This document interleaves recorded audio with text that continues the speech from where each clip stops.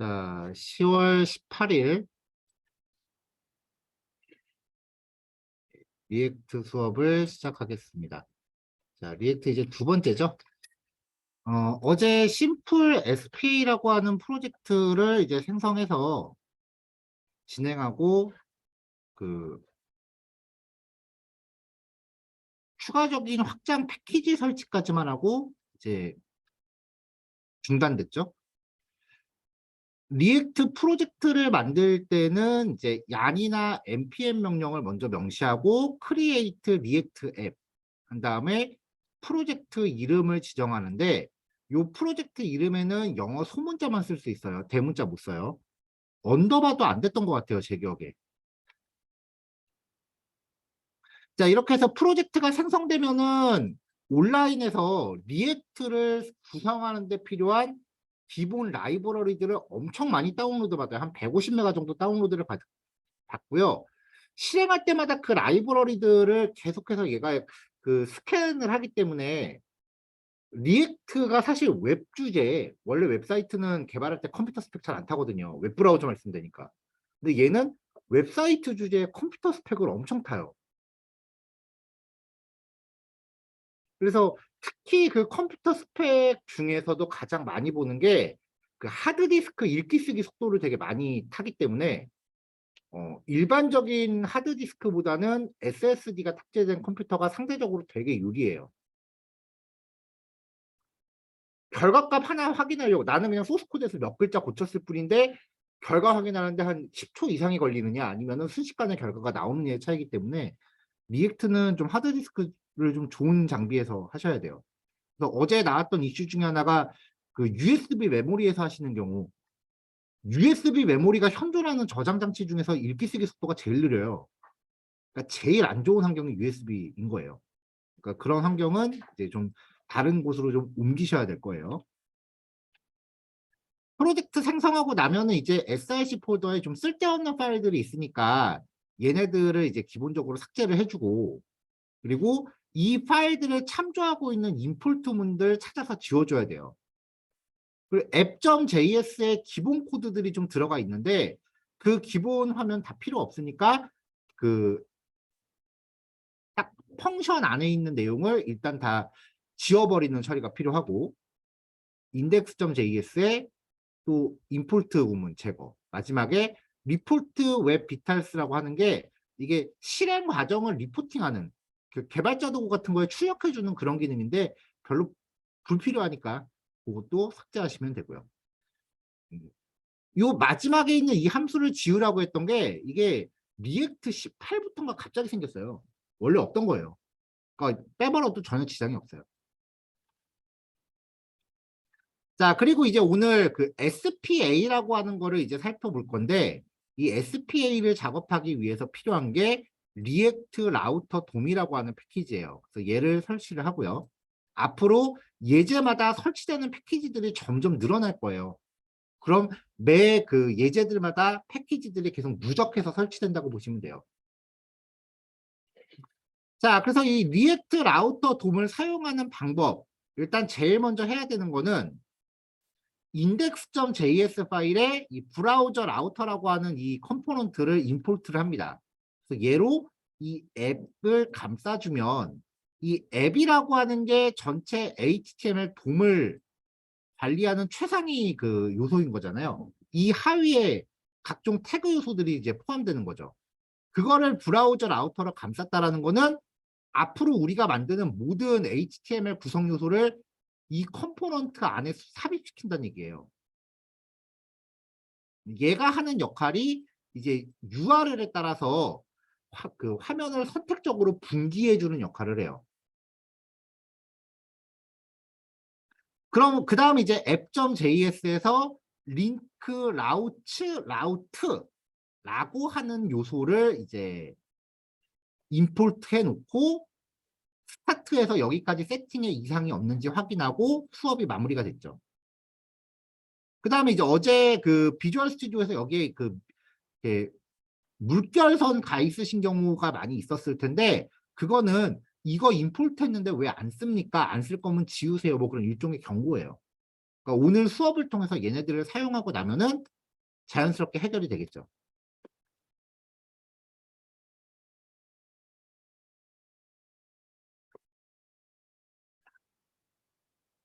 리액트가 동작하는 방식은요. 그 싱글 페이지 어플리케이션이라 그래서 SPA 방식이라고 불러요. 하나의 HTML 페이지로 다수의 페이지 효과를 내는 거예요. 우리가 그 HTML을 만들 때는 페이지가 여러 개 있으면 A 태그로 링크 걸죠. 그럼 클릭했을 때 페이지가 넘어가잖아요. 리액트는 A 태그를 안 써요. 명시적으로 A 태그를 코딩하지 않아요. HTML 페이지는 딱 하나고요. 여기 왜 div 태그에 id가 루트인에 있었죠. 그 퍼블릭 폴더 안에 그 HTML 파일에 id가 루트인 div가 있었죠. 이 div 안에 등장하는 그 돔 요소를 자바스크립트로 계속 생성했다 지웠다 생성했다 지웠다 하는 거예요. 그러니까 눈에는 페이지가 넘어가는 것처럼 보이지만 실제로는 HTML이 넘어가는 게 아니라 자바스크립트로 화면을 지웠다 그렸다 지웠다 그렸다를 해요. 계속. 크리에이트 엘리먼트, 리무브 뭐 이런 거 계속해서 쓴다는 거예요. 그렇다고 해서 여러분들이 크리에이트 엘리먼트 함수를 직접 그 사용할 일은 없어요. 왜냐하면 그건 리액트가 해주기 때문에.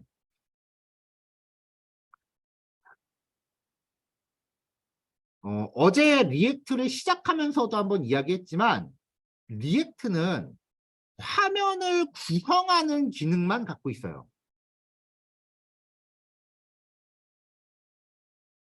그래서 우리가 같이 공부했었던 이 내용들 중에 화면을 구성하는 거, 이벤트, HTML 제어, 탐색 생성, 뭐 폼 요소 처리, 요 부분에 해당하는 거는 리액트만의 재해석된 방법이 존재해요. 그러니까 순수하게 자바스크립트를 쓰지 않는 이상 이 코드들을 리액트 하면서 만질 일은 없다는 거죠. 하지만 나머지 것들은 리액트 할아버지가 와도 대체가 불가해요. 얘네들은 그냥 계속 달달달 외우셔야 돼요. 이미 리액트 진도는 여기서 80% 이상이 끝난 상태예요.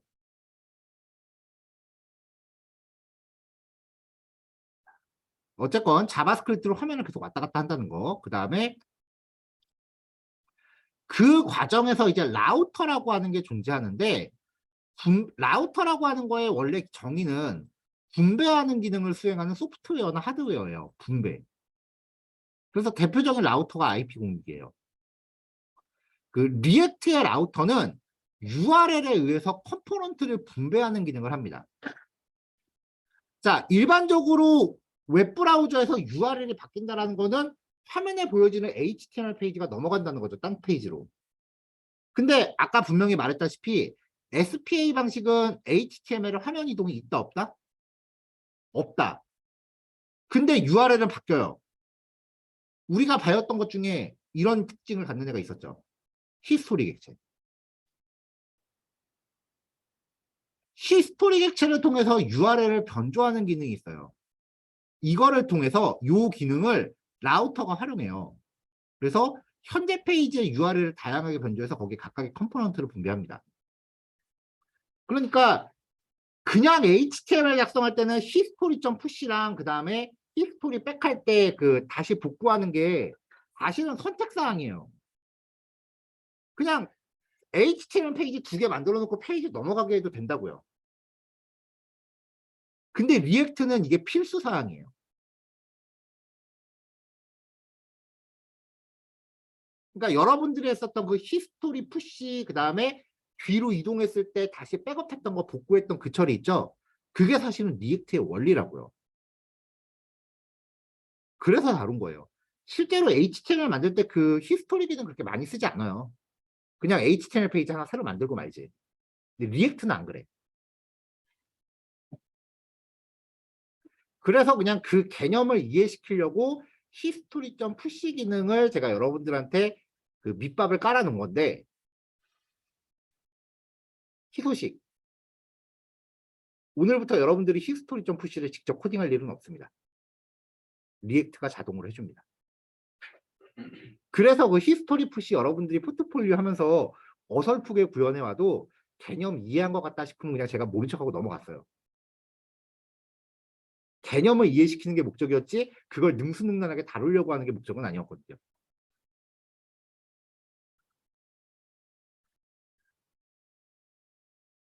자, A 태그를 클릭해서 HTML 페이지가 바뀐다라고 하는 거는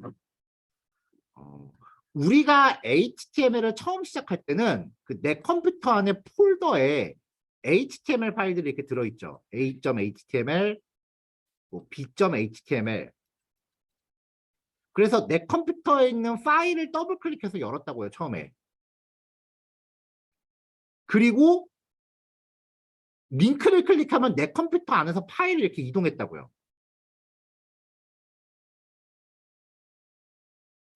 그래서 이게 여러분들이 그 아직 그 서버라고 하는 개념이 잡히기 전인데 사실 이렇게만 코딩하면은 얘는 실제 사용자한테 서비스를 못해요. 내 컴퓨터 안에 있는 HTML 파일을 사용자들이 어떻게 들어와서 보겠어요, 그렇죠? 얘를 서비스할 수 있는 형태로 만들어야 되는데 그걸 어떻게 하냐면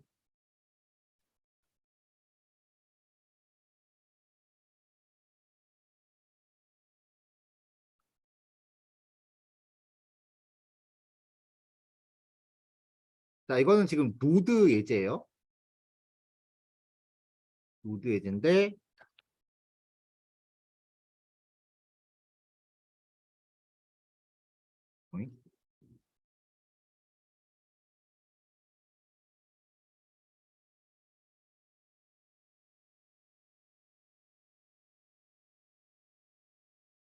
자, 백엔드를 가동을 했어요.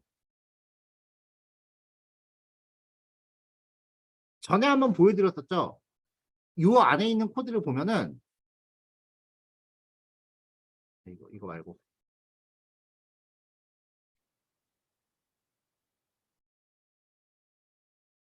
자, 지금 가동되고 있는 요 주소가 이 백엔드예요. 그래서 이 백엔드가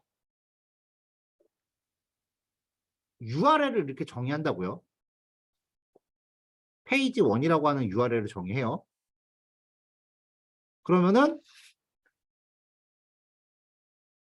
페이지 1 하고 주소를 입력하면은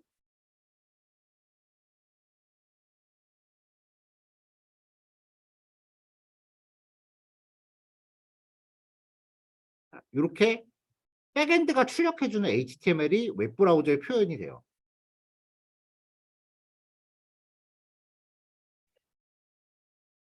백엔드가 관여한 다음부터는 URL이라고 하는 게 의미가 없어요.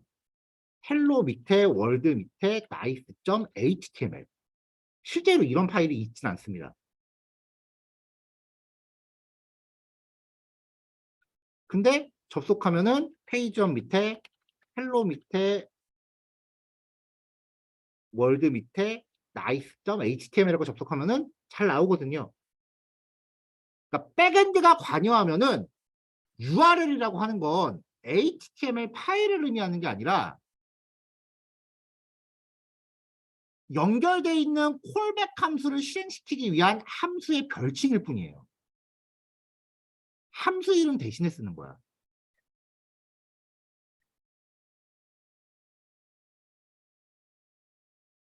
근데 이렇게 구현하면 겁나 빡세잖아요. HTML 태그를 언제 이렇게 다 해. 그쵸?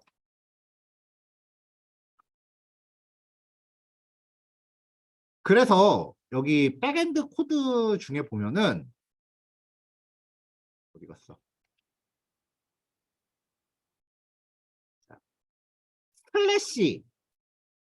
슬래시에다가 지금 퍼블릭 패스라고 하는 값을 지금 여기 연결을 하고 있는데 이 퍼블릭 패스라는 게 뭐냐면은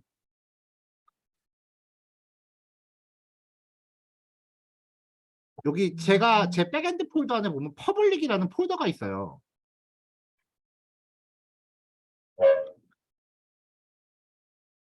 이 폴더를 노드에다 갖다 붙인 거예요. 슬래시란 주소로.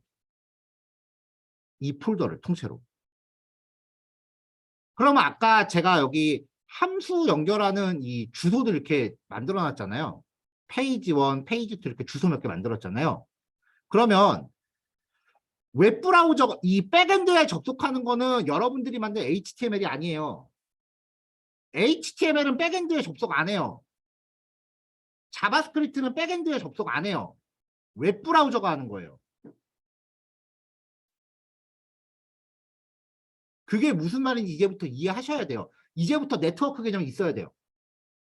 자, 설명 들어갈게요. 웹브라우저에 우리가 브라우저 처음에 딱 실행시키면 화면 웹페이지 안 뜨잖아요. 그렇죠? 자, 웹브라우저를 그냥 딱 하고 열었어요. 지금 이건 어디 웹페이지에 접속한 게 아니죠. 여기에다가 내가 주소를 딱 입력을 하면 주소를 입력하고 엔터를 치면은 이 백엔드에 가서 접속을 해요. 그러면 여기 뒤에 슬래시하고 또 주소값이 있을 거 아니에요. 그 백엔드 주소 뒤에 나오는 이 경로 문자열을 갖고 연결되어 있는 이 함수들을 먼저 뒤져요. 자기한테 정의되어 있는 URL들을. 여기에 만약에 매칭되어 있는 주소가 있다라고 하면은 연결된 콜백 함수를 실행을 시켜요. 근데 만약에 없다면 페이지 1, 2, 3가 있는데 내가 페이지 4라고 하는 주소로 접속했다라고 하면은 정의가 안 돼 있을 거 아니에요. 그러면 이 설정이 있을 경우에 아까 보여드렸던 그 퍼블릭 폴더를 뒤져요. 이 퍼블릭 폴더를. 이 퍼블릭 폴더를 뒤져서 매칭되는 HTML 파일을 웹브라우저에 보여주는 거예요. 자, 그래서 예를 들어서 여기 mail.html이라는 이 파일을 이제 실행하겠다라고 하면 주소를 이렇게 입력하면은 이렇게 폼이 나오는 거죠.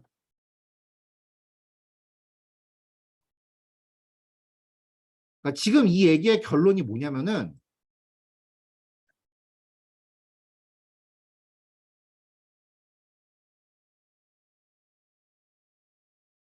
여태까지 편의상 프론트엔드랑 백엔드 이렇게 해서 프론트엔드가 백엔드에 접속한다. 지금 이렇게 알고 있죠, 우리. 이게 사실은 아니라고요.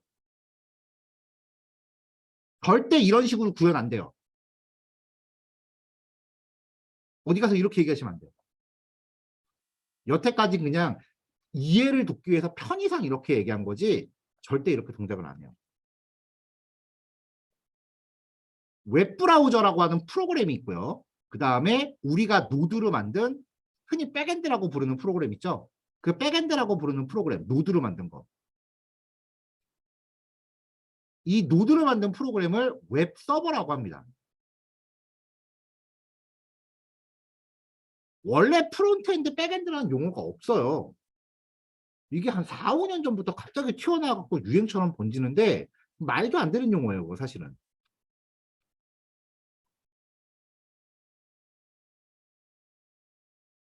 웹브라우저가 있어요. 그러면 이 웹서버는 자기한테 뭐 구현되어 있는 프로그램적인 기능들도 있겠는데 이 웹서버는 하나의 폴더를 갖고 있어요. 여러분들이 작성한 HTML은 여기 존재해요. 백엔드에 부속품으로 들어가는 게 HTML이지 웹브라우저 단에서 실행되는 게 아니에요, 절대.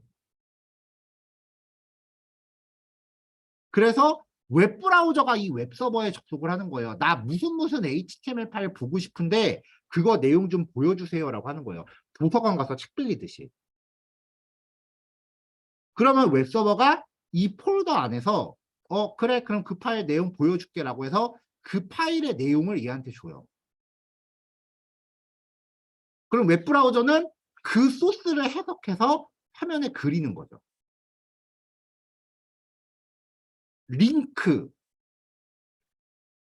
AJAX 등등의 모든 네트워크 관련된 기능들은 이 백엔드한테 내가 어떤 파일 보고 싶어요. 그것 좀 보여주세요라는 대출 신청서예요. 책 빌리러 가는 거라고 보시면 돼요. 노드 프로그램, 즉 웹서버라고 불리우는 소프트웨어가 갖고 있는 책 중에 하나를 빌려보기 위한 대출 신청을 하러 가는 거예요. 웹브라우저가. HTML은 절대 웹브라우저가 갖고 있지는 않아요.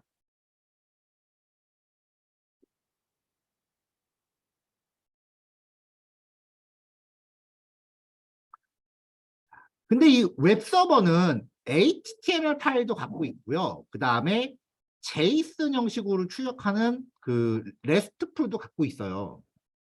그러니까 우리가 공부하는 건 사실 다 노드에 속해 있는 거지 프론트라는 건 존재하지 않아요, 원래. 노드의 부속품이에요, 전부. 그래서 HTML 같은 경우는 웹브라우저가 화면에 그려주죠.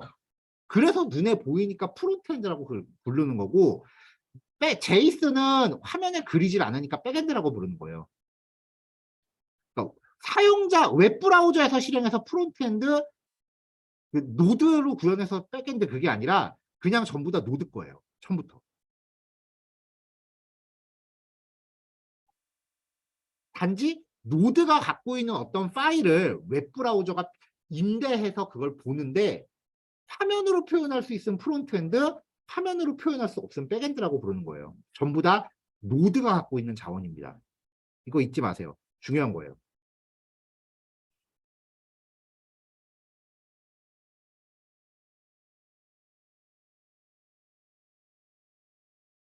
그러니까 여러분들이 만드는 리액트 프로그램도요. 이 폴더 안에 들어가요. 나중에. 리액트도 이 폴더 안에 들어가요.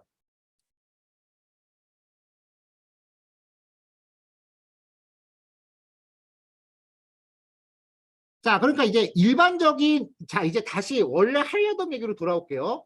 일반적인 HTML 파일이 두 개가 있다고 칠게요. a.html, b.html. 그럼 처음에 URL로 a.html을 보고 싶어요라고 해서 이 내용을 가져가서 화면에 뿌렸어요. 그 다음에 이제 A 태그를 클릭해서 b.html을 또 보려고 하는 거예요. 그럼 이 웹브라우저는 다시 웹서버로 가야겠죠. 나 b.html 보고 싶으니까 그것 좀 보여주세요라고 또 가야겠죠. 링크를 클릭할 때마다 웹브라우저는 이 웹서버라는 소프트에 계속 통신을 계속합니다. 링크를 클릭할 때마다. 새로 고침이나. 페이지가 왔다 갔다 한다는 거는 웹브라우저가 계속 이 웹서버라는 소프트웨어랑 통신을 한다는 거예요. 수도 없이. 그 통신의 결과를 우리가 통신의 결과를 볼 수 있는 게 이 네트워크 탭을 보면은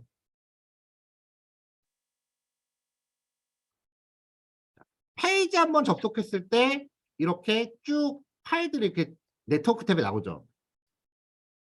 웹브라우저가 웹서버하고 이 파일의 개수만큼 통신을 했다는 거예요. 한 번에 하나씩 받아요. 그러니까 페이지 한번 보여주겠다고 통신을 오지게 많이 하는 거지.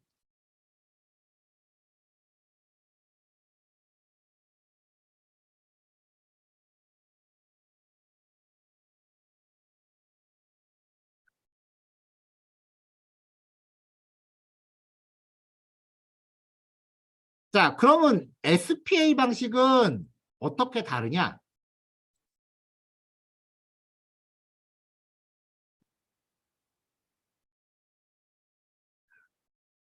SPA는요, 최초 첫 번째 접속했을 때는 이렇게 화면에다 통신으로 필요한 파일들을 다 가져옵니다.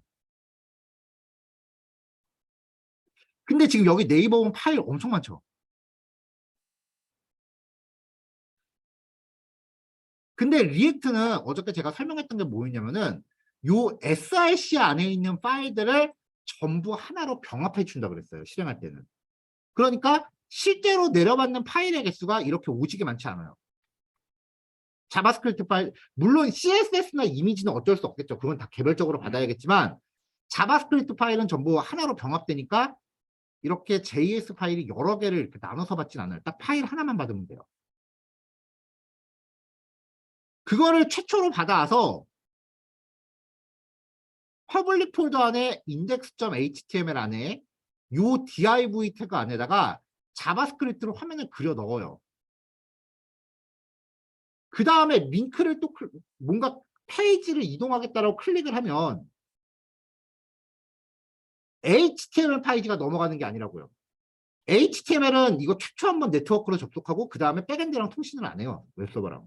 그냥 처음에 다운로드 받은 파일에서 요 div 안의 내용을 계속 바꿔치기 하는 거예요.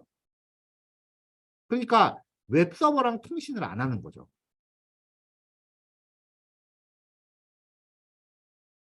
예를 들면 이런 거예요. 내가 웹브라우저가 있고 웹서버랑 도서관이 있어. 책을 10권을 읽어야 되는데 그 고전적인 웹페이지 방식은 한 번에 책을 한 권씩 빌려오는 거야. 다른 책을 보면 또 갔다 와야 돼. 또 갔다 와야 되고 또 갔다 와야 되고. 근데 리액트는 처음 갔을 때 10권을 한꺼번에 다 빌려와요. 그리고 그냥 지 혼자 계속 여기서 그 책을 까보는 거야. 심지어는 반납도 안 해 빌려놓고. 그러면 왔다 갔다 하는 시간이 절약되겠죠. 그래서 실행 속도가 전통적인 웹페이지보다 훨씬 빨라요. 물론 거기에 대한 단점도 있어요. 그 단점은 조금 이따 결과물 보면서 얘기할게요.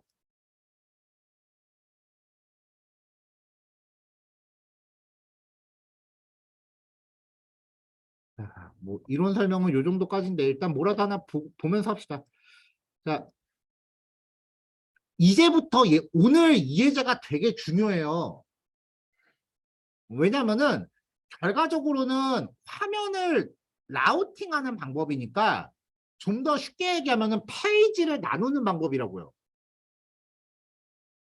오늘 예제가 이제 진행되고 나면은 이제부터 그 예제들의 화면을 페이지를 나눌 수가 있게 돼요. 그러니까 예제들마다 메뉴 만들어서 이제 화면을 나눠야 그 서브 주제들을 전개하니까. 그래서 오늘 요 예제에서 진행한 게 앞으로 남은 모든 예제의 기본으로 다 깔려요. 프로젝트 하나마다 설마 예제 하나만 하고 끝나진 않을 거 아니에요. 만들기 힘들어 죽겠는데. 거기서 예제 그래도 몇 개는 돌려야죠. 그러려면 이제 페이지를 나눠야 되니까.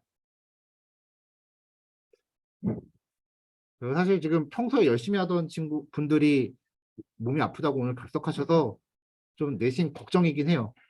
어떻게 따라잡으려고 그러나 싶기도 한데 아프다니까 뭐 별수 없지.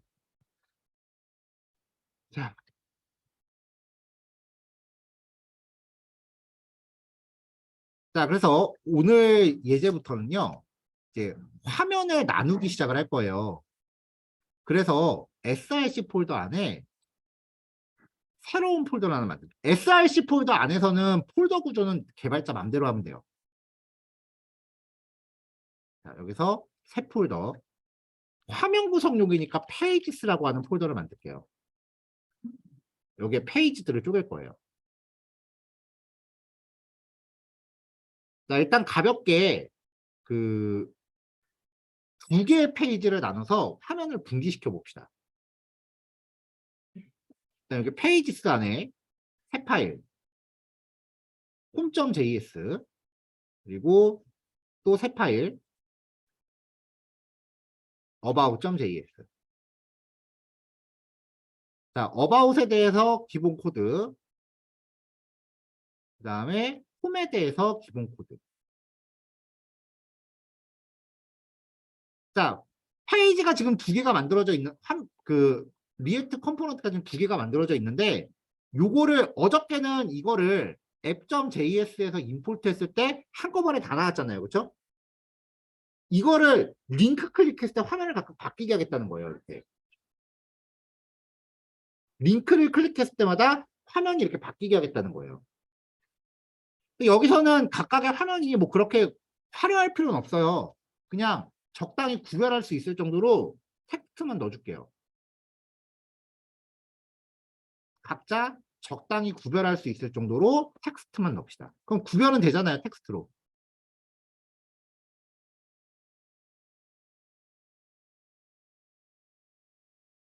자, 그럼 app.js로 가요, 이제.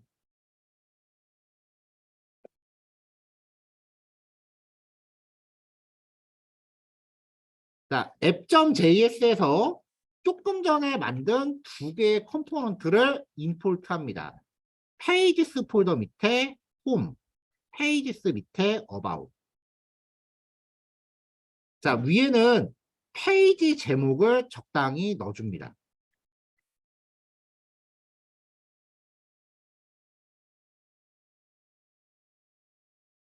자, 이제부터 중요해요.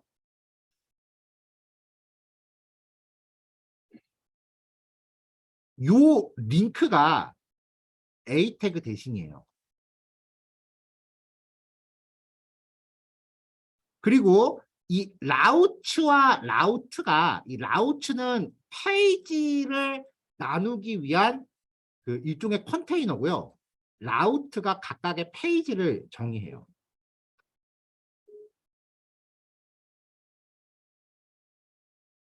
자, 그래서 여기 HR 밑에 페이지 역할을 할 컴포넌트를 명시합니다. 컴포넌트라는 건 이거죠. 우리가 조금 전에 만든 JS. 컴포넌트라는 용어 익숙하셔야 됩니다. 컴포넌트라 그러면은 이 리턴하면서 HTML 태그를 리턴하는 이런 자바스크립트 파일들을 컴포넌트라고 해요. 이 중에 어떤 컴포넌트는 화면의 부속품으로도 들어가지만 어떤 컴포넌트는 그 자체가 하나의 페이지가 될 수도 있는 거예요.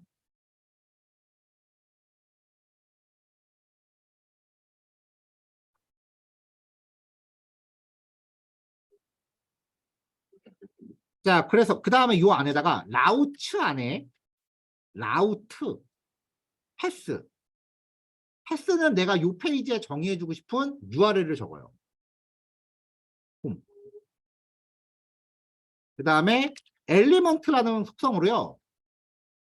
표현식 걸고요. 여기에다가 연결하고 싶은 컴포넌트를 적어줘요. 자, 비슷한 방식으로 about도 겁니다. 이렇게요. 이렇게 하면 화면이 나눠집니다.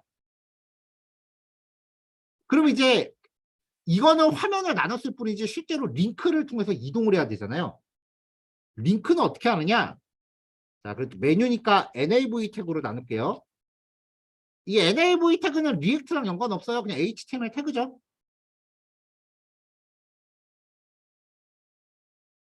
링크 투 경로.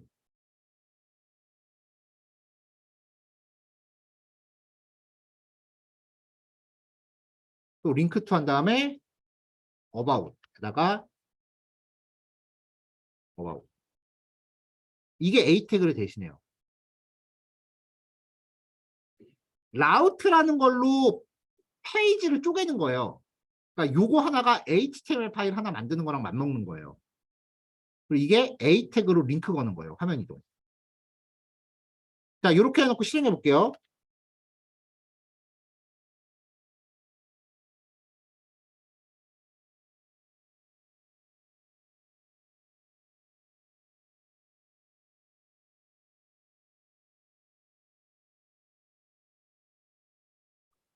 자, 화면에 떴어요. 개발자 도구에서 이거 확인해 보면은 이거 그냥 A 태그거든요.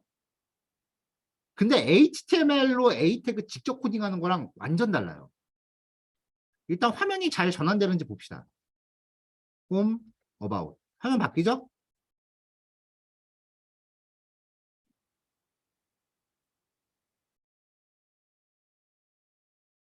자, 라우트를 걸면은 요 안에서만 화면이 바뀌는 거예요. 그래서 여기는 요쪽 부분은 상단 고정 부분이 돼요. 고정 영역이. 만약에 요거까지 전체가 다 바뀌고 싶으면 요만큼 자체가 각각 이 home.js, about.js 안에서 코딩이 돼야 돼요. 네, 그런 구성은 뭐 나중에 한번 또 봅시다. 자, 이렇게 하면은 화면이 바뀌어요. 근데 그냥 A 태그면 A 태그 써도 되는 거 아닌가 싶을 거예요. 일반 A 태그랑 차이가 뭔지 봅시다. 자, nav 밑에 제가 일반 about으로 가는 일반 링크를 하나 줄게요.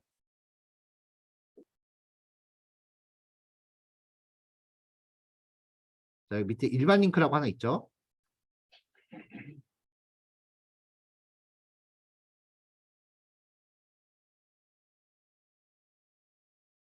자, 네트워크 탭을 열어놓고 새로 고침합니다. 처음부터 다시 시작할 거예요. 새로 고침할게요. 자, 오면은 페이지가 새로 고침되면은 여기 옆으로 보여야겠다.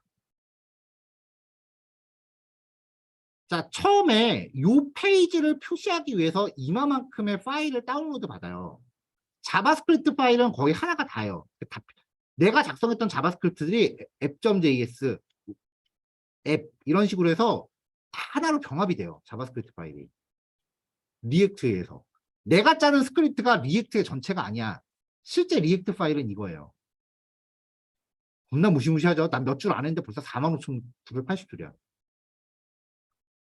이런 거 열어보지 마세요. 정신건강에 안 좋으니까. 그 다음에 화면을 이동하면 네이버에서 화면 이동하면 브라우저 열어버리네. 네이버에서 화면 이동하면은 여기가 싹 다 바뀌잖아요. 네트워크 탭이. 왜냐면 새롭게 다운로드 받으니까. 근데 리액트는 잘 보세요. 아까 그 링크라고 하는 컴포넌트로 라우팅을 시키면 화면 이동합니다. 바뀌나요? 안 바뀌죠? 요소를 봅시다. 자, 요 링크를 얘가 지금 A 태그잖아요. 요거 클릭한 거잖아요. 클릭하면 그쵸? 여기 div 태그만 지금 갱신되고 있다는 거 보이죠? 리액트는 이거예요. 한 페이지 이동을 절대 안 해요. 그냥 자바스크립트로 우리가 맨날 했었던 크리에이트 엘리먼트, 어펜드 차일드 이런 것만 겁나 열심히 하는 거예요. 얘 혼자. 근데 일반적인 A 태그로 클릭하면 어떻게 되느냐? 일반적인 A 태그로 클릭하면 이러한 SPA 방식이 아니라 실제로 웹서버에서 네트워크를 처음부터 다시 타버려요. 새로 고치면 되죠. 그럼 실행 속도가 다르죠. 왜냐면 이 파일을 다 다운로드 받는데 시간이 걸릴 거 아니에요. 이만큼의 시간이 걸릴 거 아니에요. A 태그를 쓰면은. 근데 리액트의 SPA 방식을 쓰면은 이만큼의 시간이 필요 없어지는 거죠. 이게 사실 기껏 해봐야 10, 21, 26ms거든요. 0.026초예요. 그러니까 우리 입장에서는 그렇게 체감되는 속도는 아닌데 이런 것들이 누적되면은 굉장히 큰 성능상의 차이로 와요.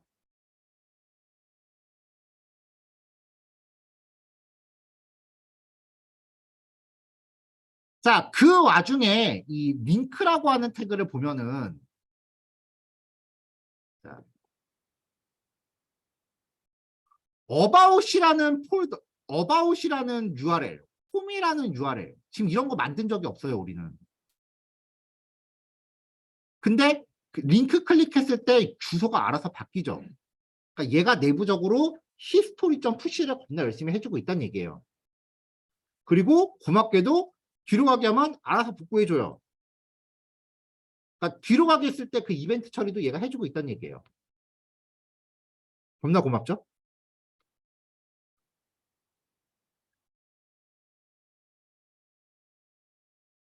자, 근데 리액트에 엄청 치명적인 단점이 하나 있어요.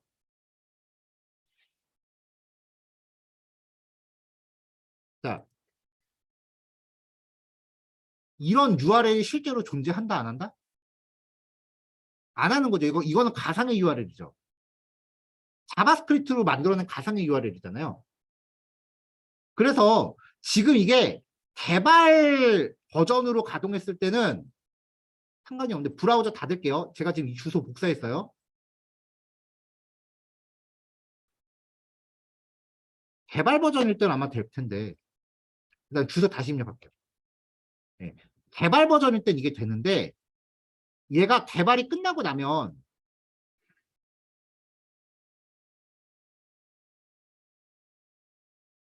얀 빌드라는 명령으로 그 컴파일이라는 거래요. 그럼 이게 실제로 이제 내가 작성했었던 자바스크립트 파일이 하나로 다 병합되는 거예요. 이거 그냥 보시기만 해서 어차피 맨 마지막에 정식 단원으로 나올 거예요. 이거는 빌드하는 거.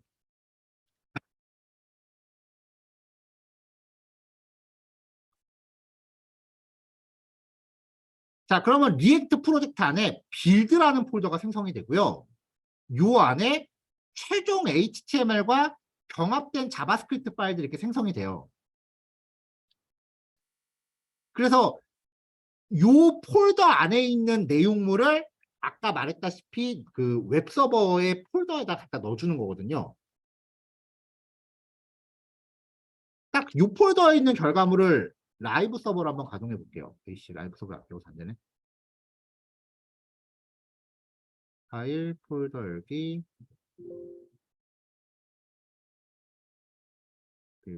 네. 자, 요 폴더에 있는 결과물을 HTML도 이렇게 간단하게 바꿔주죠. 얘를 이제 라이브 서버로 가동을 해볼게요. 동작할 거예요. 이거는 실제 상용화시킨 파일인 거예요. about tom. 잘 동작하죠? 자, 아까는 개발 버전이라서 안 됐었는데 제가 지금 이 about이라는 주소를 복사한 다음에 브라우저 껐다가 다시 그 주소 입력할게요. 실제로 이런 주소가 있다 없다? 없죠. 그래서 주소치면 페이지 못 찾아요.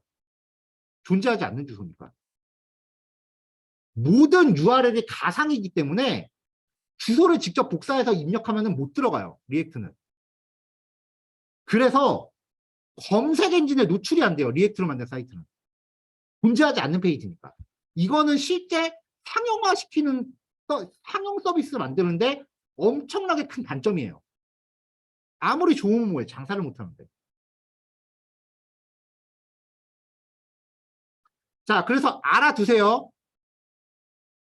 실무에서 리액트 안 만들어요. 리액트 안 써요. 이게 말이 되게 좀 어폐가 좀 자극적인데 실무에서 리액트 안 써요. 검색 엔진 노출이 안 돼요. 근데 그럼 리액트 우리 왜 해요?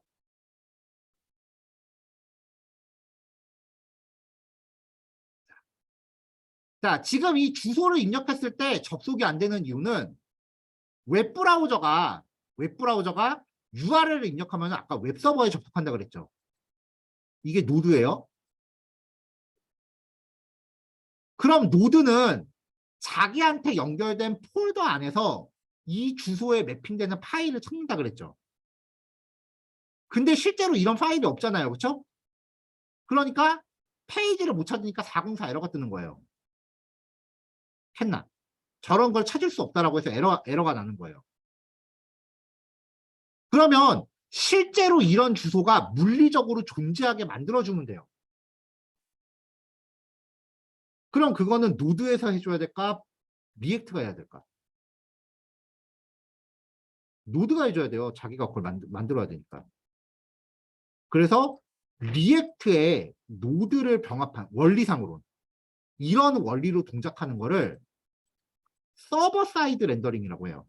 웹서버에서 화면을 그려준다라고 해서 서버 사이드 렌더링. 그래서 SSR이라고 불러요. 렌더링. 제가 지금 태블릿이 없어요.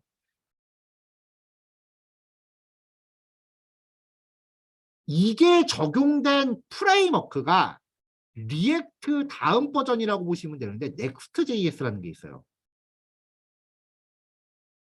실무에서 근데 이 Next.js가 리액트를 다룰 줄 아는 상황에서는 겁나 쉬워요. 왜냐하면 리액트에다가 약간의 설정만 좀 덧댄다라는 느낌이기 때문에 저도 Next.js는 반나절 공부하고 말았어요. 설정만 좀 보면 돼요. 그래서 리액트에다가 노드를 갖다 댄 것 같은 개념으로 동작을 해요. 서버 사이드 렌더링을 자체적으로 구현하는 프레임워크이기 때문에 아마 그 노마드 코더 같은 유튜브 즐겨보시는 분들 이 얘기 되게 많이 들었을 거예요.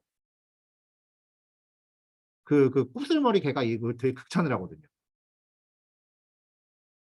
그리고 주말 동안 신뢰도가 확 낮아졌는데 이 넥스트.js가 이제 처음에 카카오에서 많이 쓰기 시작을 했었어요. 지금 그 네임 밸류가 일주일 사이에 완전 똥값이 됐죠. 어쨌건 실무에서는 리액트를 쓴다라고 하면은 무조건 서버 사이드 렌더링입니다.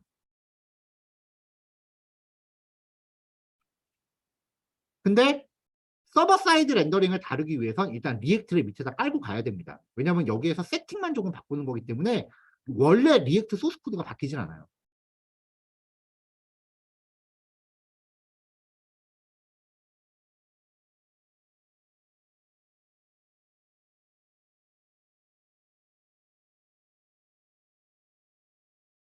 근데 이 Next.js라고 하는 프레임워크는 여러분들이 그 일단 이름만 잘 메모해 놓으시고 기억만 해두세요. Next.js는 회사 들어가서 공부해도 늦지 않아요. 일단 리액트를 완벽하게 다룬다라고 하면은 넥스트는 진짜 아무리 오래 걸려도 한 2, 3일 공부하면 돼요. 진짜.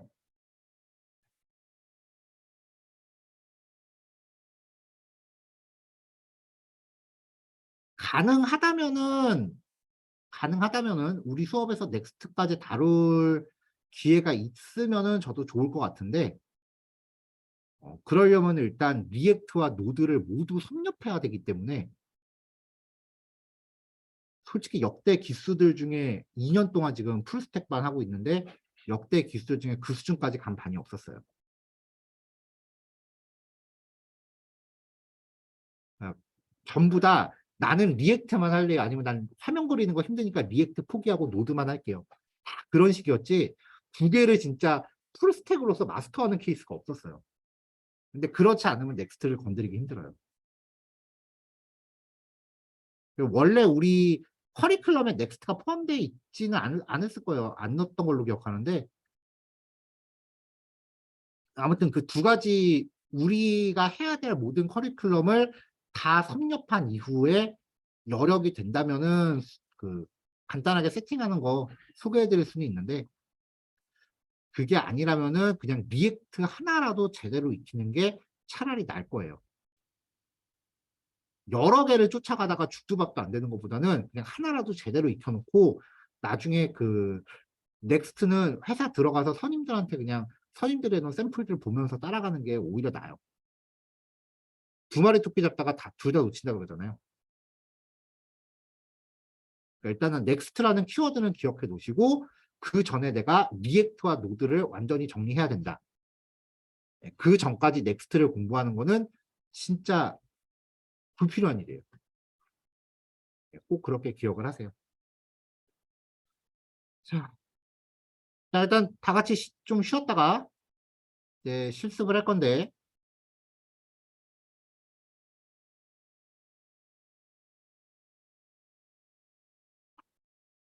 그 실습 자료는 이렇게 완성된 파일을 다 드리잖아요. 그렇죠?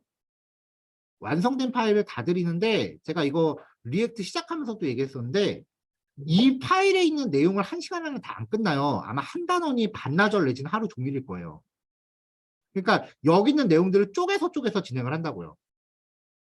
근데 코드 작성하는 데 다 순서가 있기 때문에 만약에 이 어바웃하고 홈이라는 컴포넌트를 만들지도 않고 이 app.js부터 코딩하면은 컴포넌트를 파일을 못 찾으니까 여기 에러 나요. 그러니까 작성하는 게 다 순서가 있다고요. 그래서 그 제가 코드 설명을 어떤 순서대로 하는지 그 순서는 여러분들이 따로 메모하면서 따라오셔야 돼요.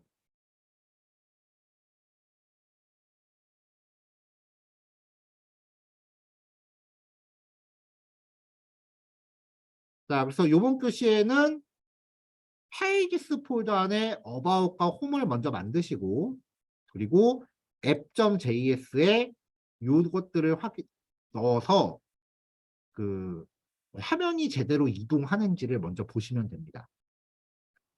결국은 URL에다가 링크 부리는 거죠. 그러면 우리가 URL에다가 만들 때 이제 쿼리 스트링과 패스 파라미터를 이제 여기다 가미하기 시작하면은 리액트도 변수를 받아서 화면을 동적으로 처리할 수 있게 돼요. 쿼리 스트링과 패스 파라미터는 이때를 위해서 미리 본 거예요. 분명히 얘기하는데 여태까지 공부했던 내용들 가물가물하면 진짜 힘듭니다. 이제 이 얘기도 오늘 지난 이후에 더 이상 안 할 거예요.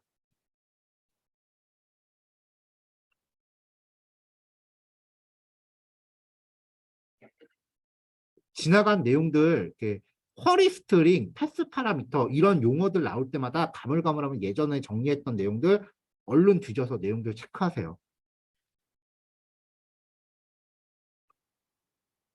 왜냐면 오늘 지나가서 이 얘기를 더 안 하겠다는 게 왜 그러냐면은 이제 리액트가 중반 정도 넘어가면 그때는 얘기해도 소용이 없어요.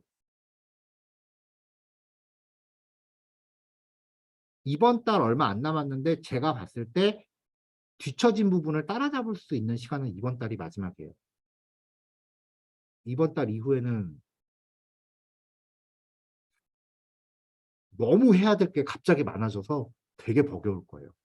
여태까지는 그나마 그렇게 많은 내용이 아니었고. 긴장감을 좀 이제 불러일으키셔야 돼요. 이제 진짜 프레임워크니까.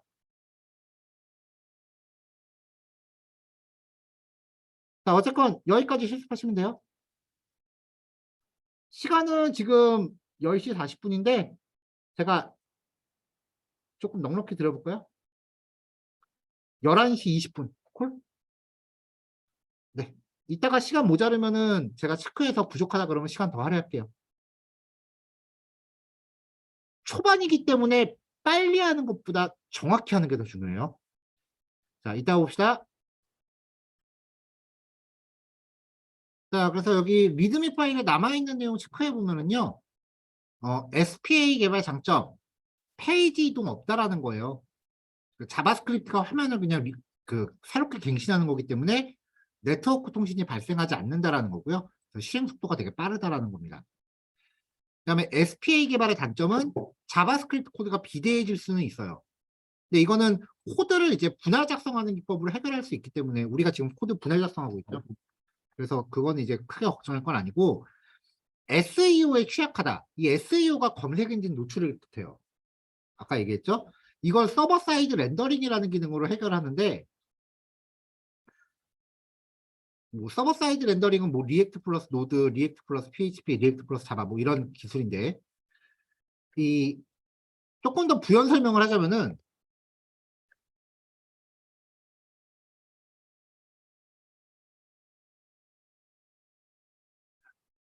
웹브라우저가 있고요. 그 다음에 웹서버가 있는데 이 웹서버 안에 폴더가 연결되어 있어서 HTML 파일들이 있다. 그래서 웹브라우저는 URL을 통해서 어떤 HTML을 열람하게끔 요청하는 거다. 여기까지 아까 설명을 했죠. 그래서 링크를 클릭할 때마다 네트워크로 이걸 계속 받아오는 게 통신이 발생하기 때문에 성능이 안 좋아서 리액트는 딱 한 번만 받아오고 그 다음부터는 자기 스스로 자바스크립트로 화면을 갱신하는 방법을 쓴다. 네, 여기까지 설명했습니다. 자, 근데 이렇게 하면은 실제로 존재하는 페이지가 아니기 때문에 검색 엔진에 노출되지 않는다. 그래서 서버 사이드 렌더링이라는 기법을 통해서 다시 이렇게 가는 거 아니냐라는 생각이 들 수도 있어요. 근데 이 Next.js의 기법은요. 어떤 URL을 브라우저 입력을 딱 해요. 그럼 그 URL을 지가 스스로 커버할 수 없으면 웹서버에 붙어서 받아와요. 그 다음에 그 URL을 또 입력하면 이미 한번 갔다 왔잖아요. 그 다음부터는 지가 스스로 해결해요. 그러니까 서버 사이드 렌더링이라는 게 기존의 HTML을 웹서버에서 받아오는 방식이랑 SPA 방식을 혼합했어요. 그거를 우리가 뭐 코딩으로 구별할 건 없고 지가 알아서 스스로 판단해서 동작해요. 이거 실제로 해보면 되게 신기해요, 진짜.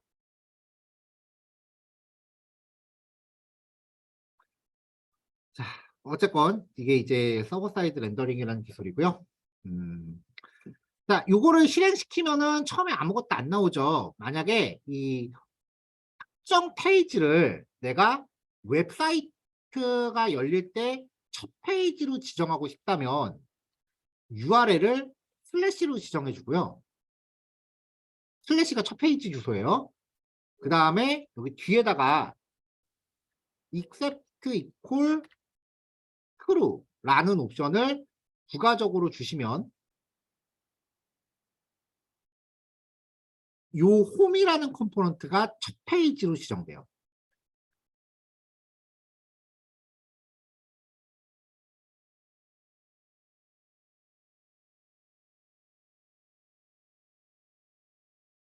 자, 그럼 브라우저가 뜨면서 그냥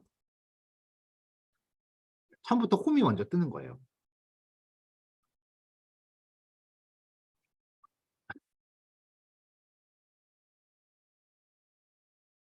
자, 이제 다음으로 넘어갑시다.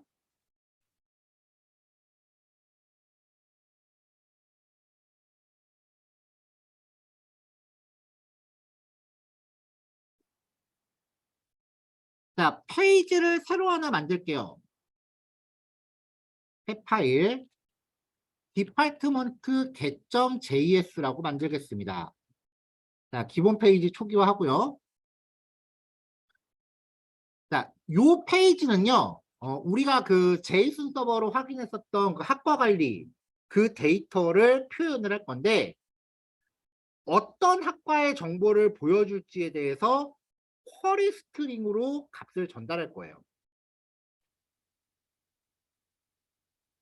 자, 일단 이렇게 페이지는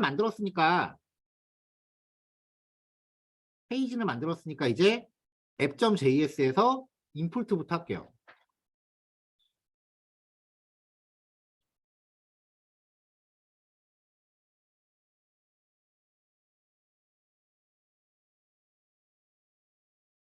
서브라우트부터 해야 되는데 일단 요거부터 할게요.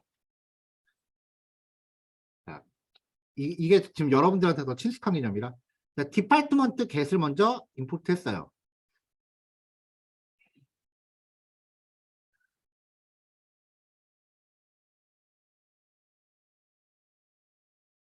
자, 그러면은 조금 전에 그 임포트 한 애를 라우트에 이렇게 명시를 해줘요.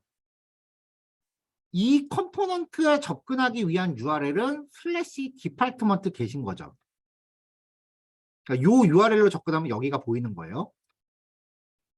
그럼 이제 여기에 접근하기 위해서 링크를 걸어주면 되겠죠.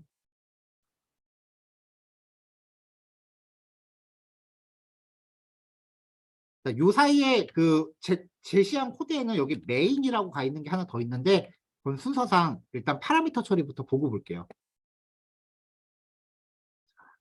디파트먼트 get한테 이렇게 URL 주고 제목 적당히 잡아줄게요. 그럼 지금 여기 화면에 아무것도 없는데 일단 임시로 자, 이렇게 적고 나면은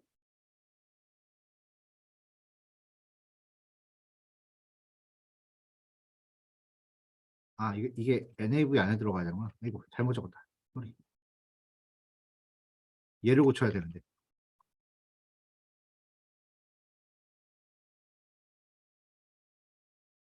자, 클릭하면은 헬로 디파트먼트라고 뜨겠죠. 그냥 단순히 페이지 하나 더 늘린 것 뿐이죠. 하나 더. 자, 우리는 웹페이지를 만들 때 모양은 비슷비슷한데 내용만 다른 애들은 쿼리 스트링이라는 형태로 변수를 전달할 수 있다는 것을 이미 공부했죠.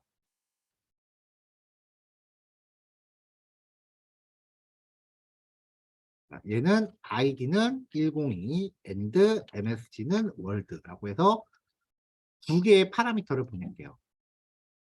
그러면 이 파라미터가 리액트 컴포넌트로 전달이 되는 거예요. 리액트 컴포넌트는 이 쿼리 스타일링 스타일의 파라미터를 어떻게 받느냐를 보는 게 지금 주제예요.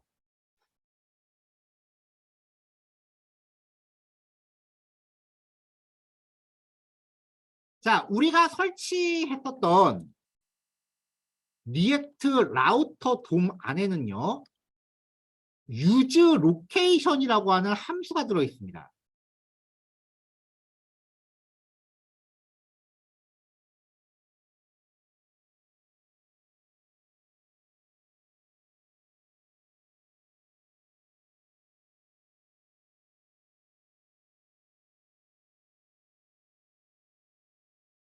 자, 이 리액트 라우터 돔이라고 하는 건 우리가 아까 얀이라는 명령어를 통해서 추가 설치했던 거죠. 프로젝트 만들면서.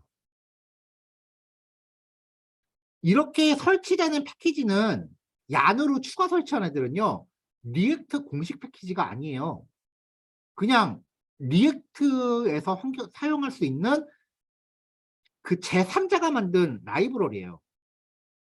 그러니까 얀으로 설치하는 애들은 리액트 공식 사이트 백날 뒤져봐야 안 나와요. 진짜 리액트는 딱 화면 처리, 이 HTML 태그랑 그 돔 구조 처리하는 것밖에 하는 일이 없고, 이런 URL 처리라던가 뭐 그 밖에 기타 프로그램적인 모든 처리는 서드 파티예요, 전부 다. 그래서 리액트 공부하기가 되게 귀찮은 게 뭐냐면은 공식 사이트 백날 뒤져봐야 내용이 안 나와. 되게 여기저기 찾아다녀야 돼요, 내용을. 그래서 리액트가 자료 수집하기가 좀 많이 힘들어요.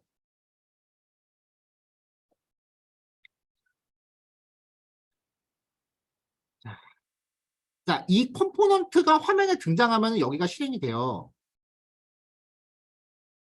자, 콘솔 놓고 여기서 콘솔.디버그 헬로 월드라고 하면, 자, 홈 어바웃 컴퓨터 공학과 들어가면 뭐야, 안 나와.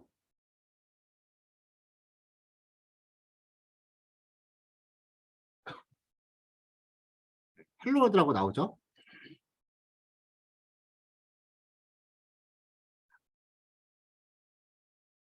자, 지금 보면 메시지가 두 개씩 나오죠.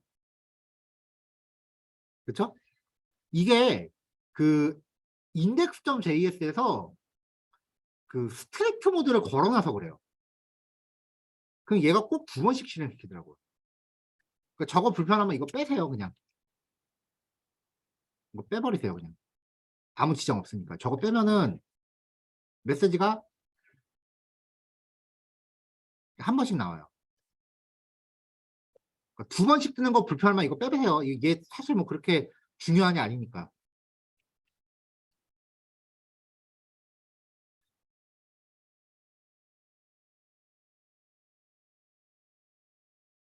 자, 그럼 이제 화면 왔다 갔다 할 때마다 출력되는 내용이 계속 쌓일 거 아니에요, 그렇죠? 이게 좀 지저분하니까 페이지 들어가면서 기존의 콘솔 내용을 지웁시다. 콘솔 좀 클리어. 요 화면 들어갈 때마다 콘솔에 출력되는 그 내용을 싹 지우고 시작할 거예요. 이제 출력할 게 되게 많아요. 자, 이 use location이라는 함수를 호출하면 이제 어떤 값을 하나 리턴 받을 수 있어요. 로케이션이라고 리턴 받았죠? 이게 뭔지 한번, 요 함수를 호출했을 때 리턴 받는 게 뭔지 봅시다.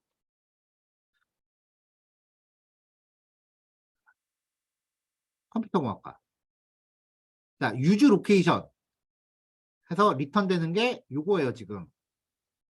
자, 패스 네임은 슬래시 디파트먼트고, 서치는 물음표 하고서 전달된 파라미터 값이 들어오죠. 멀티미디어 학과 또 클릭하면 102의 월드. 컴퓨터 공학과는 101의 헬로. 그러니까 쿼리 스트링이 요 서치라고 하는 요거 안에 로케이션을 호출했을 때 리턴 받는 요 객체 안에 서치라는 이름으로 들어있어요. 그쵸? 그러면 저거를 우리는 키와 밸류 형태로 나눠야 되잖아요.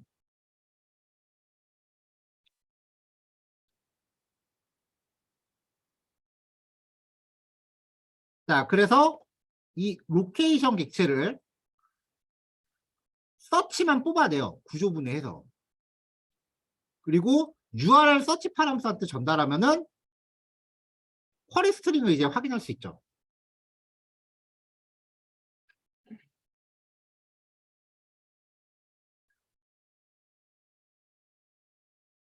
자, 그럼 여기에 이제 객체가 이렇게 쭉 들어 있습니다. 자, 요 객체를 사용하려면 이 객체가 갖고 있는 get이라는 메서드를 사용하면 됐었어요. 자, query.get 하면은 이제 id 파라미터 이름이 물음표 하고서 id는 하고서 뭐 101 and msg는 뭐 hello 뭐 이런 식으로 보냈으니까 요 파라미터 값을 확인하면은 값이 뭔지 확인할 수 있을 거고요. 그 다음에 파라미터 값의 데이터 타입도 한번 찍어봤습니다. 101이라고 보냈는데 데이터 타입이 뭔지 봅시다.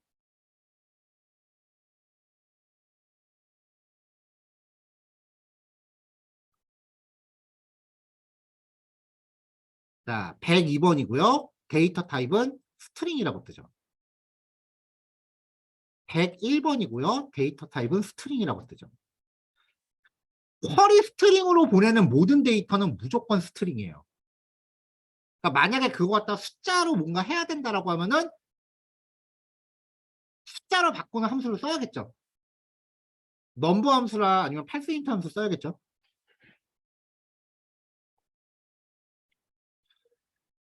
자, 지금 이렇게 구현하는 거는 자바스크립트 순정이죠.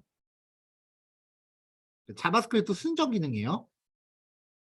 근데 우리는 요거를 처리하기 위해서 전에 그 헬퍼를 하나 만들어 놨었죠.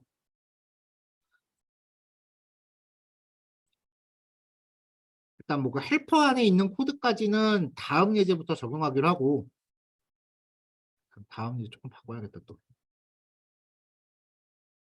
네, 요거는 지금 배포해드린 자료에 없는데 지금 보여드리는 거 확인하고 한번 그 따라서 해보세요. 그 우리 전에 만들었었던 util 헬퍼에 보면은 지금 요 기능을 쓴 거잖아요. 파라미터 확인하려고. 쿼리. 요 쿼리를 object.from entries라는 함수로 주면은 요 안에 있는 게 JSON 객체로 바뀌어요.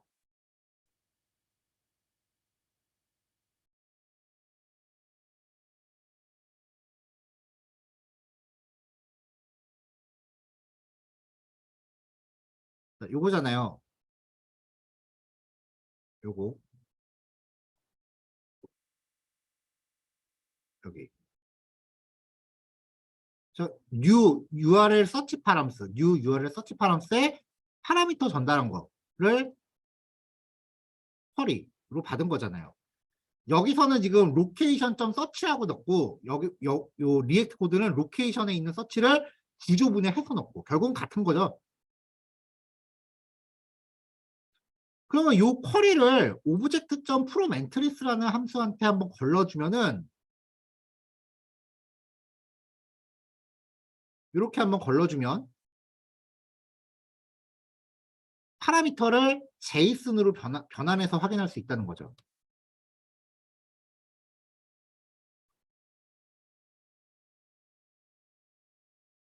파라미터 JSON 변환 확인.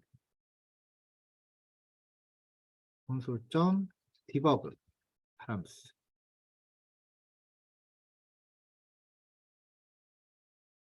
그러면은 파라미터를 JSON으로 바꿔서도 쓸 수 있어요.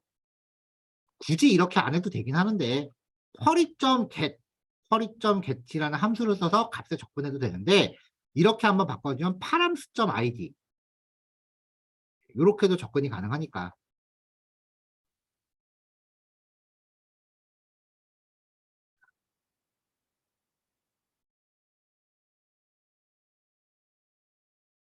이거 파람스.id 여기도 파람스.msg 이런 식으로 이제 사용이 가능하니까 좀 더 편하게 쓸 수 있겠죠. 아니면은 콘스트 id랑 msg는 파람스 이렇게 구조분해 하면은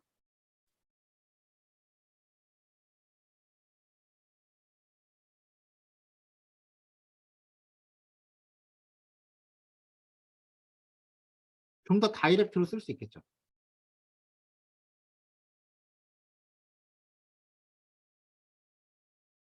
자, 그렇게 변환해도 항상 문자열이에요.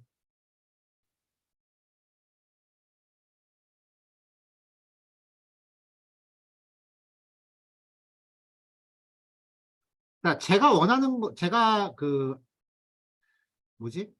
이제 여러분들한테 원하는 건요. 요 정도 코드를 이제 설명할 필요가 없는 거예요. 구조분해라던가 뭐 이런 것들에 대해서 이제 더 이상 설명할 필요가 없기를 원해요. 매번 설명을 하고 있으니까. 자, 넘어갈게요. 자, 그러면 어쨌건 쿼리 스트링으로 전달된 내용을 변수로 추출하는 데까지 성공을 한 거예요.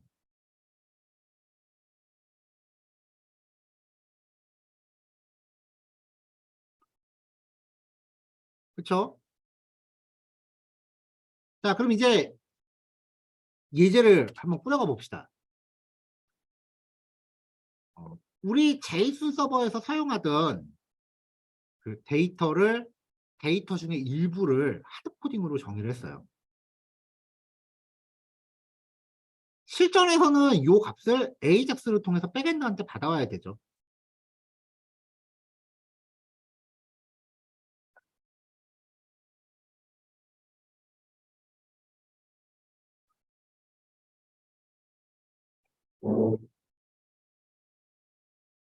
자, 그러면 전달된 파라미터를 정수로 바꿉니다. 여기 생성된 객체 제이슨 바꾸는 거는 요거는 번외편이라서 그냥 요거 없어도 전체 실행은 문제 없어요. 지금 배포된 예제대로 가고 있으니까. 요거는 이렇게 쓸 수 있다는 것만 확인하시면 되고요.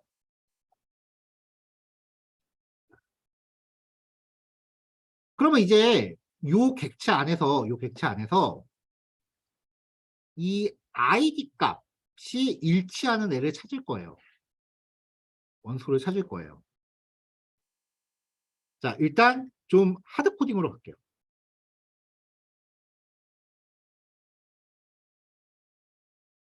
자, 조회 결과가 저장될 객체를 하나 준비하고요. 요걸 가지고 요 디파트먼트 리스트의 아이템을 가지고 서브함수를 돌려요. 그러면 아이템으로 전달되는 게 원소 하나겠죠. 이 아이템의 id 값과 get 파라미터에 추가된 id 값이 일치하면 그 항목을 여기에다 저장하고 sum 함수니까 return true로 하면 처리 중단하죠. 탐색 중단하죠. 그렇게 해서 내가 원하는 걸 찾습니다. 근데 이 반복을 다 돌았는데 여전히 디파트먼트 아이템이 널이라면 못 찾은 거죠. 그때는 조회 결과가 없으면 자, 잊지 마셔야 되는 게 전체적으로 그냥 함수예요. 그렇죠? 그러니까 어떤 예외적인 상황이 생겼을 때 얘가 먼저 리턴해보면 밑에는 실행 안 할 겁니다. 또 존재하지 않는 데이터 요청입니다라고 뿌리고 만약에 원하는 걸 찾았다면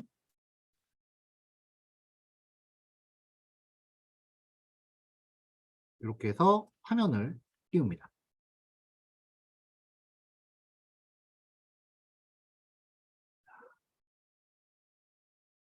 query.get query. 아, id 변수가 지금 위에 만들어져 있구나. 요거. 그치. 이걸 주석으로 막아야지. 자, 그럼 컴퓨터 과학과 멀티미디어 과학과 누를 때마다 화면이 바뀌죠.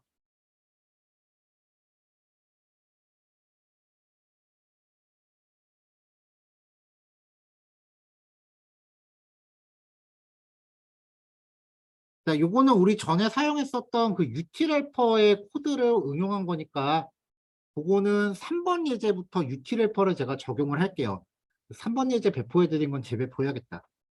요거는 이제 그렇게 보시면 되고요. 그리고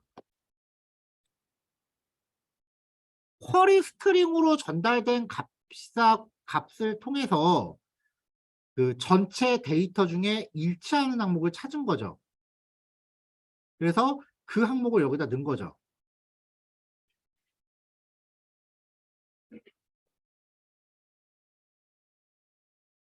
자, 요거 실습하시면서 낙당 퀴즈인데요. 여기 코드 일단 결과 확인하시고요. 사실 이게 지금 되게 미련한 코드예요.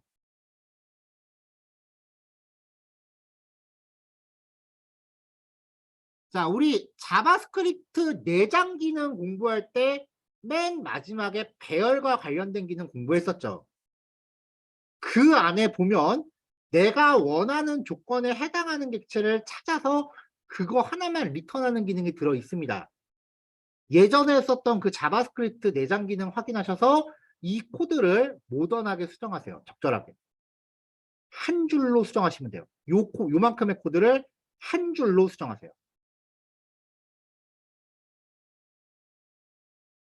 자, 12시 반까지 시간 드리고요. 정답은 12시 반에 오픈할게요. 이거는 퀴즈지 그 연습 문제가 아니에요. 지금 이거는. 그냥 각자 풀어서 그냥 마음속으로 간직하시면 돼요. 자, 이따 봅시다. 자, 녹화 여기부터 켰어요.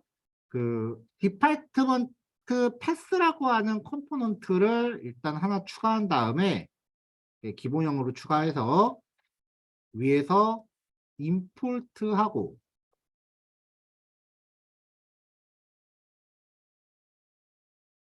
그리고 라우팅 걸 때 콜론이 붙으면은 얘는 폴더를 의미하는 게 아니라 변수를 뜻한다 그랬어요. id라는 이름의 변수, msg라는 이름의 변수. 그래서 링크 걸 때 이 자리에 있는 값들이 각각 이렇게 매칭이 된다 그랬죠. 자, 그럼 다시 이제 디파트먼트 패스로 가서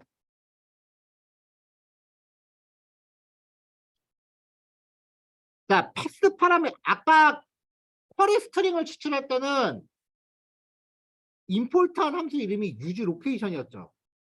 이번에는 use 파람스예요.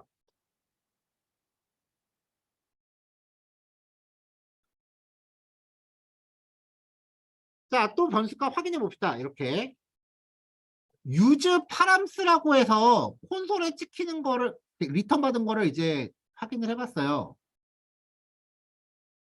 그 쿼리 스트링으로 가져온 거는 객체 타입이었는데 얘는 내가 앱을 껐구나.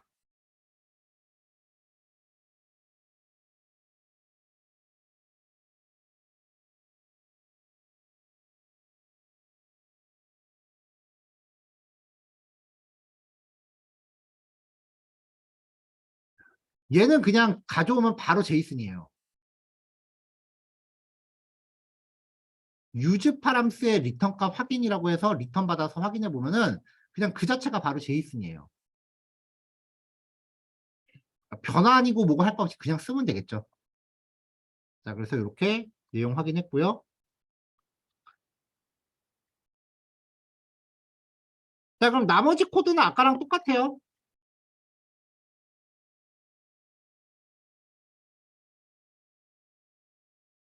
자, 나머지 코드는 이제 또 디파트먼트 리스트라고 해서 샘플 데이터 정의해 놓고 그 전달받은 요 파람 수점 아이디 값 정수로 바꾼 다음에 아까랑 똑같이 썸 함수 써서 처리했는데 이거 요 파인드 함수로 바꾸면은 좀 더 간편하다 그랬죠? 요 로직 아까 예랑 똑같습니다. 그래서 파인드 함수로 바꾸면은 좀 더 간편하다 그랬어요. 자, 요거 한 줄. 그러면 이제 얘도 이제 패스 파라미터로 처리가 되는 거죠.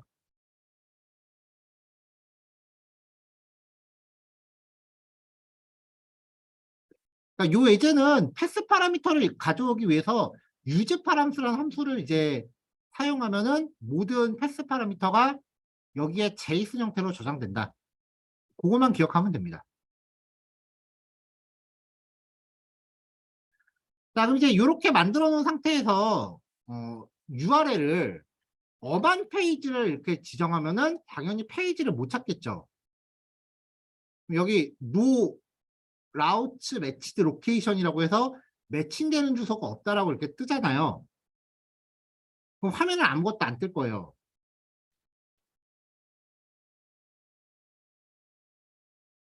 자, 페이지를 하나 더 추가할게요.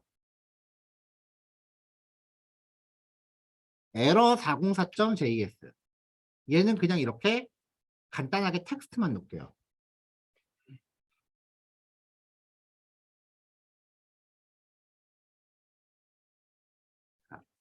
다시 app.js로 가서요. 라우팅을 정의하고 맨 마지막에 슬래시 별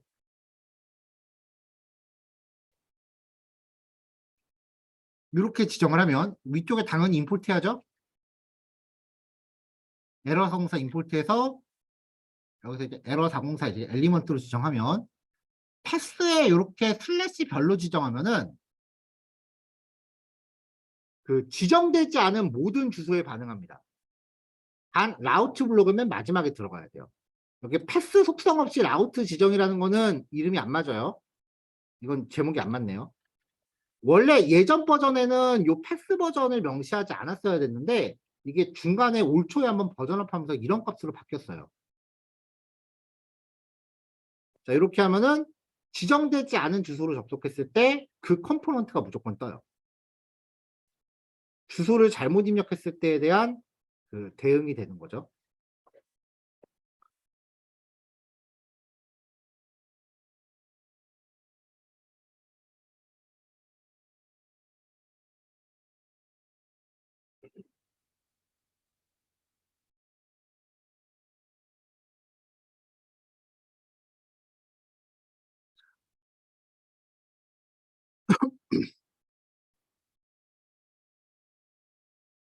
자, 그러면 이제 마지막 하나 남은 메인도 들어갑시다.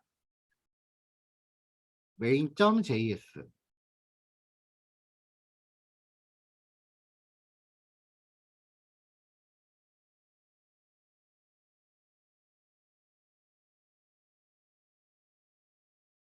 자, 기본적으로 여기는 main.js 파일입니다. 라고 텍스트만 표시했고요.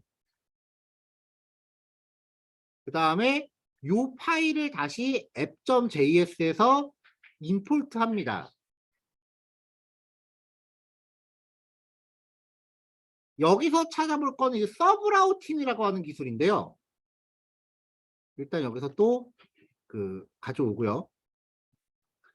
주소 스타일이 특이하게 돼 있는 거 한번 보세요. 슬래시 메인하고 슬래시 그 뒤에 오는 모든 것들을 허용한다요. 그러니까 얘는 접속 주소가 슬래시 메인 슬래시 뭐가 붙더라도 무조건 얘가 들어가요. 얘가 가동돼요.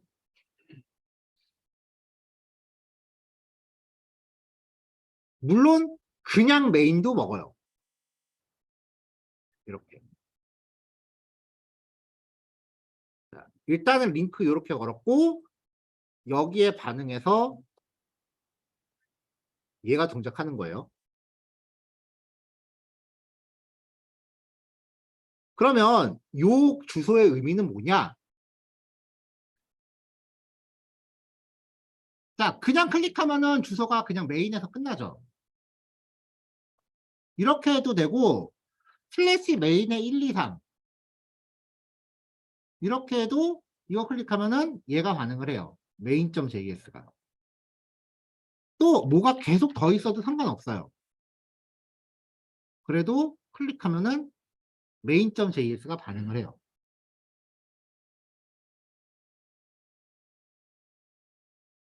이 about 같은 경우는 이렇게 하위 경로를 주면 여기는 딱 슬래시 about까지만 이라고만 명시했기 때문에 얘는 얘를 호출하지 못해요. 얘를 호출하지 못해요. 그쵸? 근데 얘 같은 경우는 슬래시 메인 밑에 오는 모든 패턴을 다 허용하겠다라고 별을 찍어놨기 때문에 슬래시 메인 뒤에 뭐가 오건 간에 다 얘를 불러요.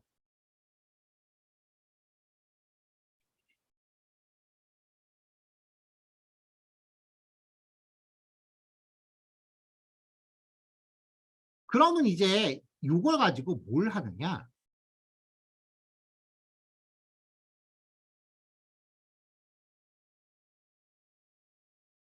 메인 서브 1.js 간단하게 페이지 하나 또 만들고요. 또 메인 서브 2.js 여기도 간단하게 이렇게 텍스트로 구별만 합니다. 그럼 main.js에서 이제 뭘 하냐면요. 그 두 개를 임포트 하고요. 어제 우리가 했었던 스타일은 예제는 이런 식이었죠. 컴포넌트 재사용한다고 하면서. 그래서 app.js에서 main.js를 참조하고 main.js가 메인 서브 1과 메인 서브 2를 이렇게 넣었어요. 이게 우리가 어제 했었던 스타일이죠.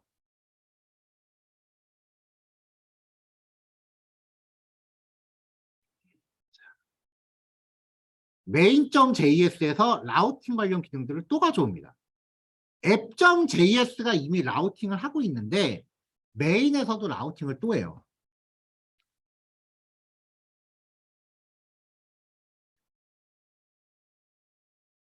이런 식으로요.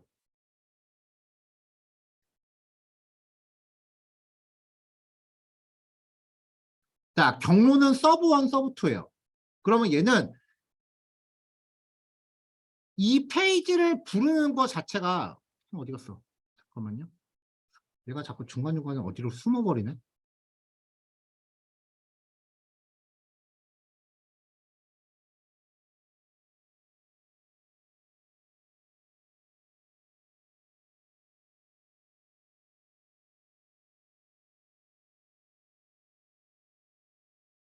여기 있다. 자, 요 페이지를 부르는 것 자체가 슬래시 메인이라고 하는 주소죠. 요거를 타고 있는 상태에서 그냥 서브 1이에요. 앞에 슬래시도 없고 점 슬래시도 없죠. 그러면은 요 주소 밑에 서브 1이 돼요. 또 얘는 서브 2가 되고요.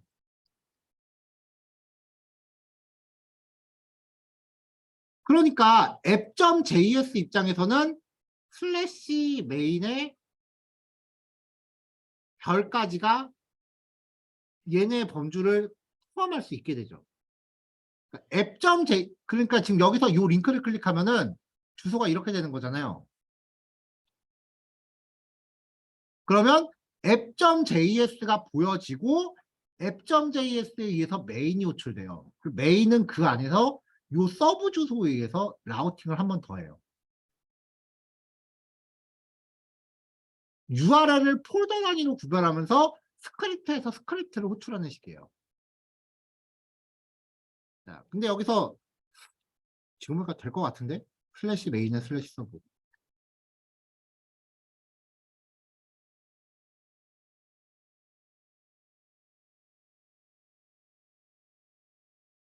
자, 이렇게 하면은 메인, 여기에 서브 1, 서브 2. 자, 지금 확인됐네요. 자, 메인 밑에 슬래시 메인 밑에 서브 1, 슬래시 메인 밑에 서브 2. 지금 아무것도 안 나오죠? 지금 여기 절대 경로로 지금 링크 걸었잖아요? 안 먹어요. 상대 경로로 바꿀게요. 점 슬래시 없이 상대 경로만. 그러면 동작하죠. 그러니까 서브 라우팅을 걸 때는 절대 경로는 안 먹고요. 반드시 상대 경로로만 구성이 쳐야 돼요.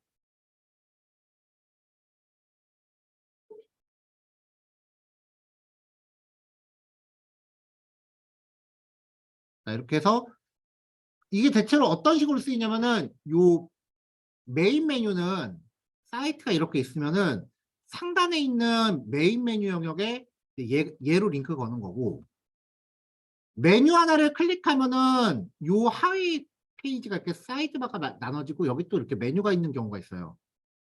그리고 요거 클릭하면 가운데 컨텐츠가 바뀌는 경우. 이런 경우는 이제 여기는 서브 라우팅을 거는 거예요.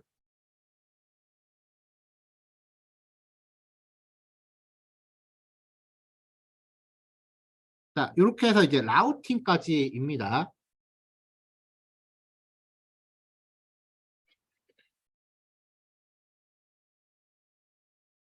자, 연습 문제는요. 이런 식의 그 주간 날씨 예보를 가정을 했어요. 월화수목금토일이 있고요. 오전 오후가 이렇게 있대요.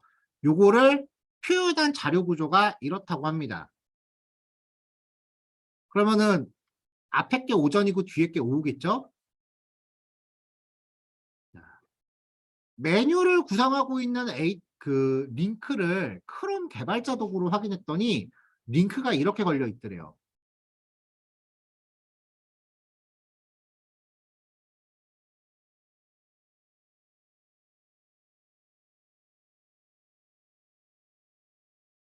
자, 링크가 이렇게 걸려 있더래요. 웨더 밑에 먼, 튜, 웨드 뭐 이렇게 쭉 요일별로 걸려 있는데 단 하나의 리액트 컴포넌트를 통해서 요일별 날씨 데이터를 이렇게 표현할 수 있는,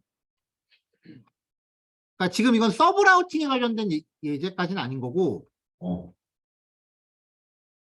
요거 하나가 컴포넌트고 얘네들을 모두 어떤 걸 클릭해도 전부 얘가 실행되는 거예요. 단 하나의 컴포넌트라고 했으니까. 요일별로 컴포넌트가 따로 있는 게 아니고, 그래서 어떤 요일을 클릭했는지에 따라서 여기에 데이터가 이제 알맞게 출력이 되면 되겠죠. 네, 요게 연습 문제입니다. 자, 오전 남은 시간에 실습 완성하시고요. 요거 연습 문제 계속 진행하시면 될 것 같아요. 시간이 얼마나 필요할 것 같은지는 이따가 오후 중간 신호 확인하면서 물어보고 시간 할당할게요. 자, 여기까지 할게요. 수고하셨습니다.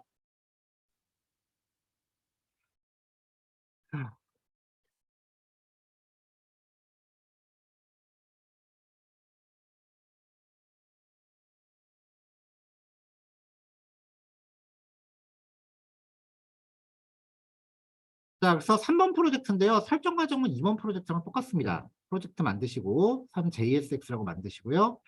그다음에 필요 없는 거 지워버리고 라우터 좀 또 설치하시고요. 라우터를 적용하기 위한 기본 구성. 리액트 라우터 좀 가져오고 링크 라우터 라우츠 얘네들 앱.js에 가져오고 그리고 프로젝트 가동. 여기까지는 이제 무리 없이 할 수 있죠. 자, 리드미 파일은 대체적으로 세팅에 대한 내용들만 정리를 하기 때문에 세팅상에 특이사항이 없으면 별 내용 없어요. 이렇게 해서 세 번째 프로젝트를 만드시고, 자, 폴더 열게요.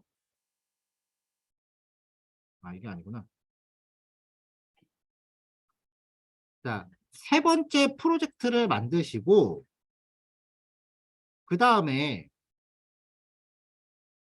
앱 초기화를 다 한 다음에 앱.js를 보시면은 여기 몇몇 개의 그 컴포넌트들에 대해서 지금 라우트를 걸어놨죠. expr, if 1234, 루프 123. 그리고 URL 정의해놨고요. 이 URL에 대해서 링크 걸었는데 링크에 뭐 특별한 기교가 들어간 건 아니에요, 지금. 그냥 단순하게 링크만 걸었어요. 그리고 임포트 당연히 다 했고요. 그러니까 일단은 프로젝트 만드시고 이 라우터 돔에 대한 기본 세팅 진행하시고요. 앱.js는 지금 이거 다 코딩하세요. 별 내용 없잖아요. 그리고 이 앱.js에서 임포트하는 요 페이지들 있죠? 요 페이지 컴포넌트들. 얘네들을 전부 파일을 만든 다음에 그냥 딱 요 정도로 이 정도로 그냥 기본 코드만 다 넣어놓으세요.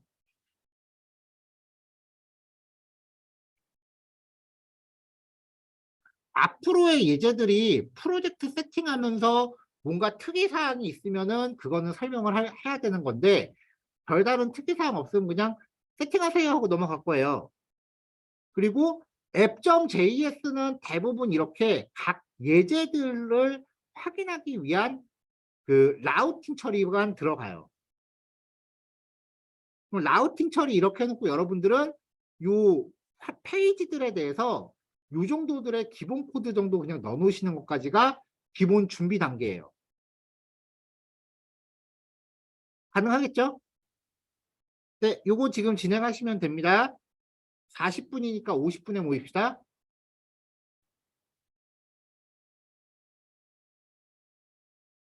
자, 요 3단원은 내용이 안 어려워요. 짧아요. 이 리턴을 위해서 들어가는 요 HTML 태그 비슷하게 생긴 이 녀석들.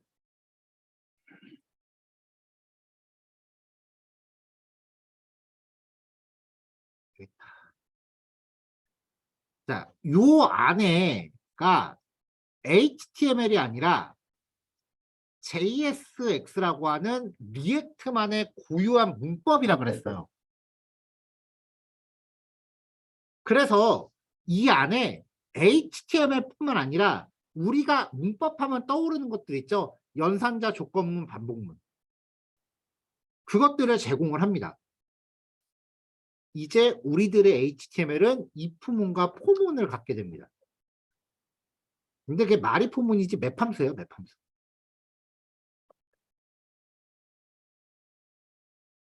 자, 그래서 첫 번째 EXPR. 자, 변수 값을 출력하는 기본 표현식이에요.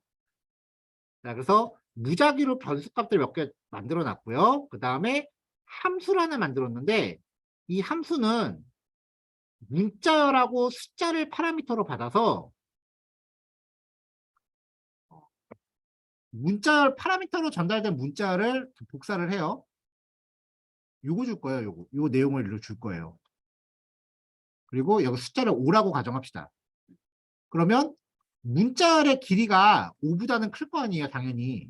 요게. 그러면 0부터 5번째 글자 전까지 잘라서 잘란 다음에 뒤에다가 점점점을 붙여요. 그러니까 요만큼 글자를 잘라내고 뒤에 점점점 붙여서 말줄임 효과를 만드는 함수예요. 자, 그럼 이 안에서 이제 어떻게 쓰는지 봅시다. 그냥 변수를 출력할 때는 중괄호를 씁니다. 이건 여태까지 많이 했죠. 이 중괄호 영역 안은요. 이 중괄호 영역 안은 자바스크립트 코드를 그냥 편안하게 쓸 수 있어요. 이거 괄호 구분하는 거 되게 조심해서 봐야 돼요. 나중에 가면은 이 중괄호가 막 두 겹씩 엉키고 중괄호 들어가고 소괄호 들어가고 중괄호 들어가고 막 이딴 것도 나오거든요. 그래서 지금부터 괄호의 용도를 되게 꼼꼼하게 정리하세요. 저도 리액트 다룬 지 지금 2년 넘어가는데 아직도 괄호 헷갈려요. 그러니까 괄호 짝이 안 맞아서 에러 나는 경우는 이거는 뭐 if문이나 포문 작성하다 괄호 짝 안 맞는 거랑은 차원이 달라요, 진짜. 그러니까 괄호의 그 시작과 끝 그리고 각 괄호의 의미를 지금부터 되게 눈여겨 보셔야 돼요. 똑같은 중괄호라고 해도 어떻게 사용되느냐에 따라서 의미가 달라요. 리액트는. 그냥 단순히 코드 블록을 열고 닫고가 아니에요. 제일 신경 써야 되는 게 괄호예요. 일단 괄호를 이렇게 한 겹으로 쓰면은 일반적인 변수값 출력하는 거거나 아니면은 연산식을 처리하는 거예요. 자, 간단하게 연산식도 쓸 수 있어요. 자, 그 밑에서 이제 name이라고 하는 얘도 갖다 쓰겠죠.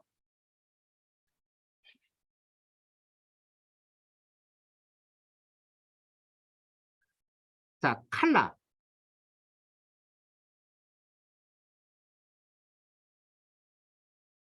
자, 이 색상 값을 폰트 태그에다가 지금 넣고 있거든요. 근데 여기서 조심하셔야 되는 게 일반적으로 HTML 속성 값을 처리할 때는 따옴표를 걸잖아요. 그렇죠? 근데 변수 값을 활용해서 속성의 값을 적용할 때는 따옴표가 안 들어갑니다. 이거 따옴표 치시면 안 돼요. 따옴표를 입력하면은 문자열로 인식해갖고 진짜 괄호부터 고지 곧대로 나와요. 개발자 도구에서 확인하면 그냥 괄호하고 COL, 이런 내용이 이제 고지 곧대로 나와요. 근데 따옴표를 안 넣으면은 요 색상 값이 이 자리에 출력되면서 따옴표가 자동으로 들어가요. 개발자 도구로 이따 여기 한번 찍어서 확인해 보세요. 어떻게 나오나. 요 색상 값이 이 자리에 출력이 되면서 따옴표가 자동으로 적용되어 있는 걸 볼 수 있을 거예요. 그러니까 변수 값으로 속성을 적용할 때는 따옴표 안 씁니다. 자, 그 다음에 함수 호출했어요. 그러니까 그냥 요 괄호 부분은 자바스크립트 표현식이에요. 우리가 콘솔.로그 안에서 출력할 수 있는 모든 거를 이 안에 다 넣을 수 있어요. 자, 그러면 my127의 메시지하고 15. 메시지는 요거고요. 자, 그럼 여기에서 이제 메시지라는 내용이 파라미터로 가고 15가 파라미터로 왔죠? 여기서 15글자까지 자르고 점점점 붙여서 리턴한다 그랬잖아요. 리턴이라고 하는 거는 자기가 호출된 위치에 값을 갖다 놓는 거죠. 그러니까 이 자리에 그 문자 값이 출력이 될 거예요. 자, 단순한 변수값 출력 패턴입니다. 자, 그 다음은 if문 패턴이에요. 자, 조건 분기를 하는 패턴 몇 가지 소개할게요. 가장 쉬운 패턴은요. 함수를 만들어 놓고 HTML 태그를 조건부로 하는 거예요. 함수를 만들어 놓고 파라미터에 따라서 JSX, 즉 HTML 코드 조각을 다르게 리턴하는 함수를 만드는 거예요. 여기서는 텍스트만 바꿨어요, 버튼에. 그럼 btn 로그인의 true를 전달했으니까 이 포문에 의해서 여기가 리턴 되겠죠. 만약에 여기 파라미터가 false였다라고 하면 이 자리에는 if문 조건에 의해서 else에 붙어 있는 여기가 리턴 되겠죠. 이렇게 해서 이 부분에 들어갈 HTML을 내가 if문으로 선택적으로 처리할 수 있어요. 아마 자바스크립트 하면서 이런 기능 아쉬운 분들 되게 많았을 거예요. 자, 조건문 두 번째 패턴. 자, 이제 조건 분기가 본격적으로 들어갑니다. 자, 중괄호는 그냥 자바스크립트 코드를 마음껏 표현할 수 있는 곳이라고 그랬죠. 그래서 이 안에서요, 논리 연산을 씁니다. 이 코드 블록 안에서는, 표현식 블록 안에서는 연산자 사용이 가능했잖아요, 아까. 더하기 했죠. 더하기 빼기 하면은 AND나 OR도 할 수 있다는 얘기예요. 똑같은 연산자니까. 자, 그래서 앞부분에 조건을 두고요. AND, 그 다음에 뒷부분에 코드 조각을 넣습니다. 그러면 AND는 전체가 참이어야 결과가 참이죠.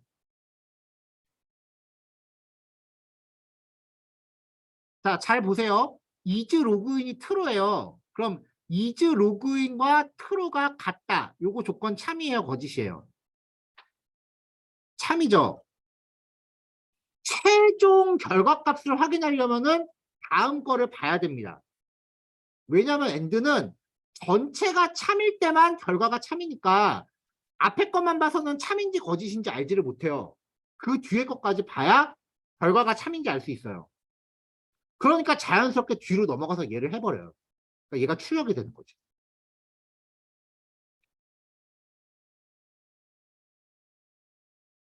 그럼 반면에 여기가 false라면 그럼 이 조건 참이에요, 거짓이에요? 거짓이죠. 엔드 연산이죠. 그럼 뒤에는 볼 필요가 없어. 보나마나 결과 거짓이니까. 그러니까 실제로 if문은요. 앞에 게 거짓이면 뒤에 거 안 봐요, 원래. 그거를 응용한 거예요.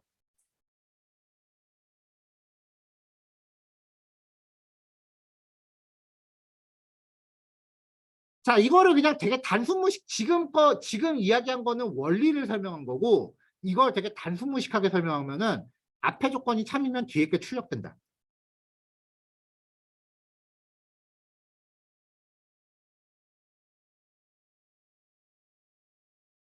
자, 다음에 이번에 5호입니다.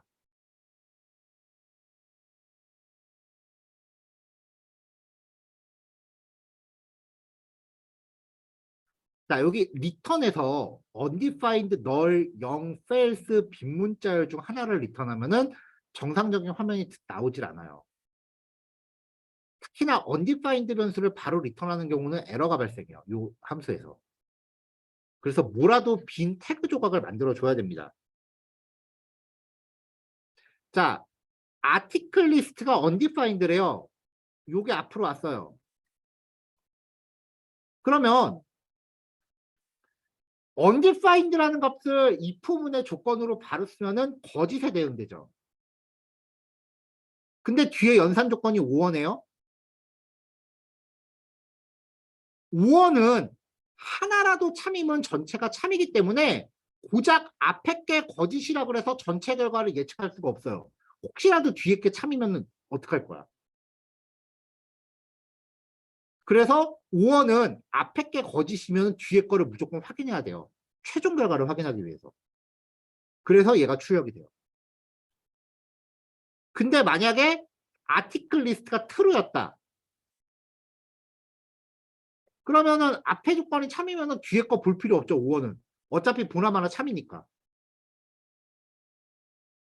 5원은 하나라도 참이면 전체가 참이에요.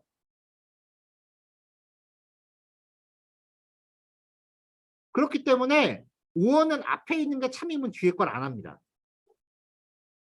대신에 앞에 게 거짓이면 뒤에 걸 합니다.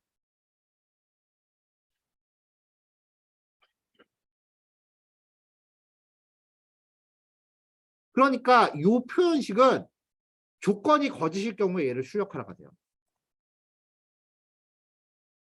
특히 이 5어 같은 경우는 되게 많이 쓰여요.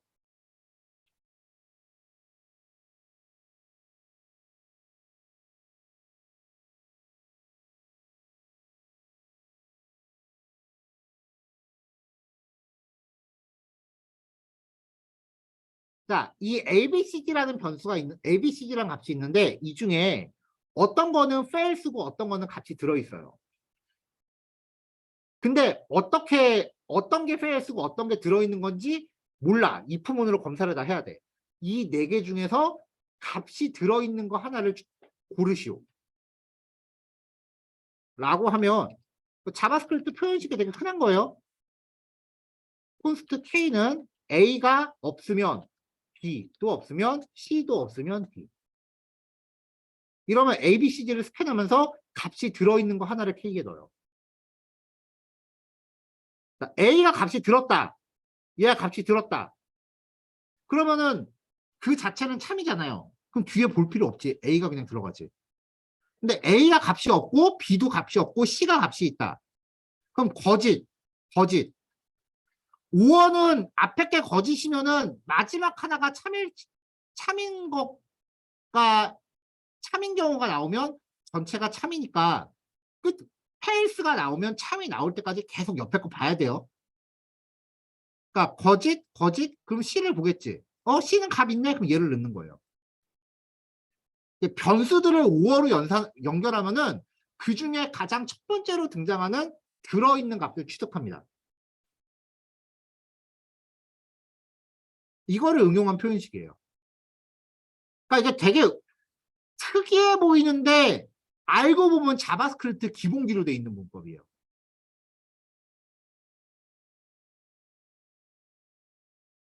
그래서 리액트 면접 볼 때 이거 물어보는 회사 되게 많아요. 어떤 식으로 물어보냐면은 진짜로 이거 제가 아까 얘기했던 게 앞에 게 fail 쓰면은 뒤에 거 출력합니다. 이렇게 얘기했죠. 그렇게 그냥 표면적으로만 외우고 있느냐 아니면 오어연산자의 원리를 이해하고 있느냐를 물어보는 데가 꽤 있었어요. 제가 겪은 대로는. 그러니까 지금 당장은 급하면은 앞에 게 거짓이면 뒤에 거 출력한다 이렇게 외울 수밖에 없겠지만 이 오어 연산자의 작동 원리에 대해서는 꼭 기억을 하세요. 연산자는 자바스크립트 2단원이잖아요. 완전 생기초잖아. 연산자의 원리를 이해하는지를 보고자 하는 회사들이 제 경험상 많았습니다. 자, 조건문 마지막. 3학년산자입니다. 리액트 쓰면서 엄청 많이 나와요. 자, 이건 조금 보기 편하라고 블록을 좀 쪼개놓은 건데 이렇게 가봅시다.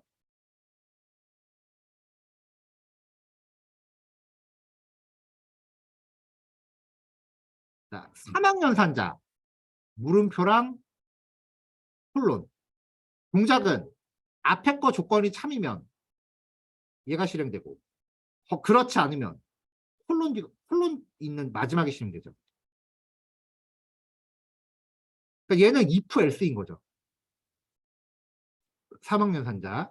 조건이 있다. 조건이 참인 경우에 출력, 그렇지 않은 경우에 출력.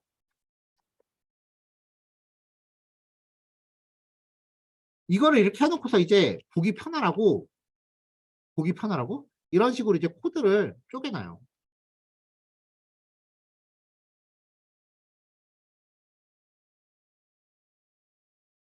자, 만약에 이 문법이 구성됐을 때 출력할 태그가 버튼 태그 하나가 딸랑 있는 게 아니라 되게 복잡한 구조의 태그를 갖고 있다.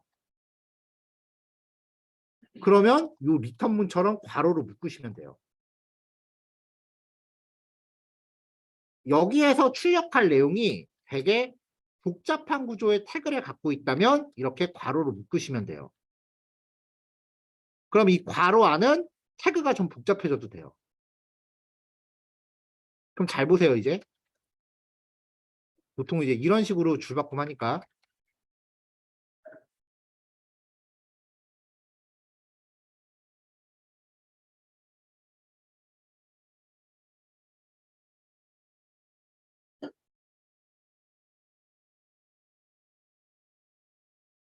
이게 보통 많이 나오는 괄호 패턴이에요.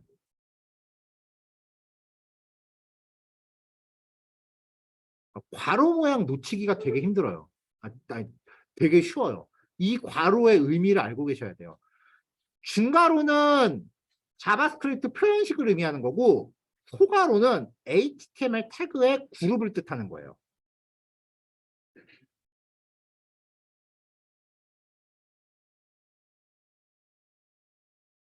자, 오늘 요거 조건문까지 합시다. 네, 요거까지만 마무리하시고 포문은 내일 이어서 할게요. 오늘 요거까지만 실습하시고 남은 시간은 오늘 내용 천천히 정리해 보시면 될 것 같아요. 자, 시험지는 조금 이따 5시 전으로 제가 단톡방에 올릴게요. 자, 여기까지 합시다. 고생하셨어요.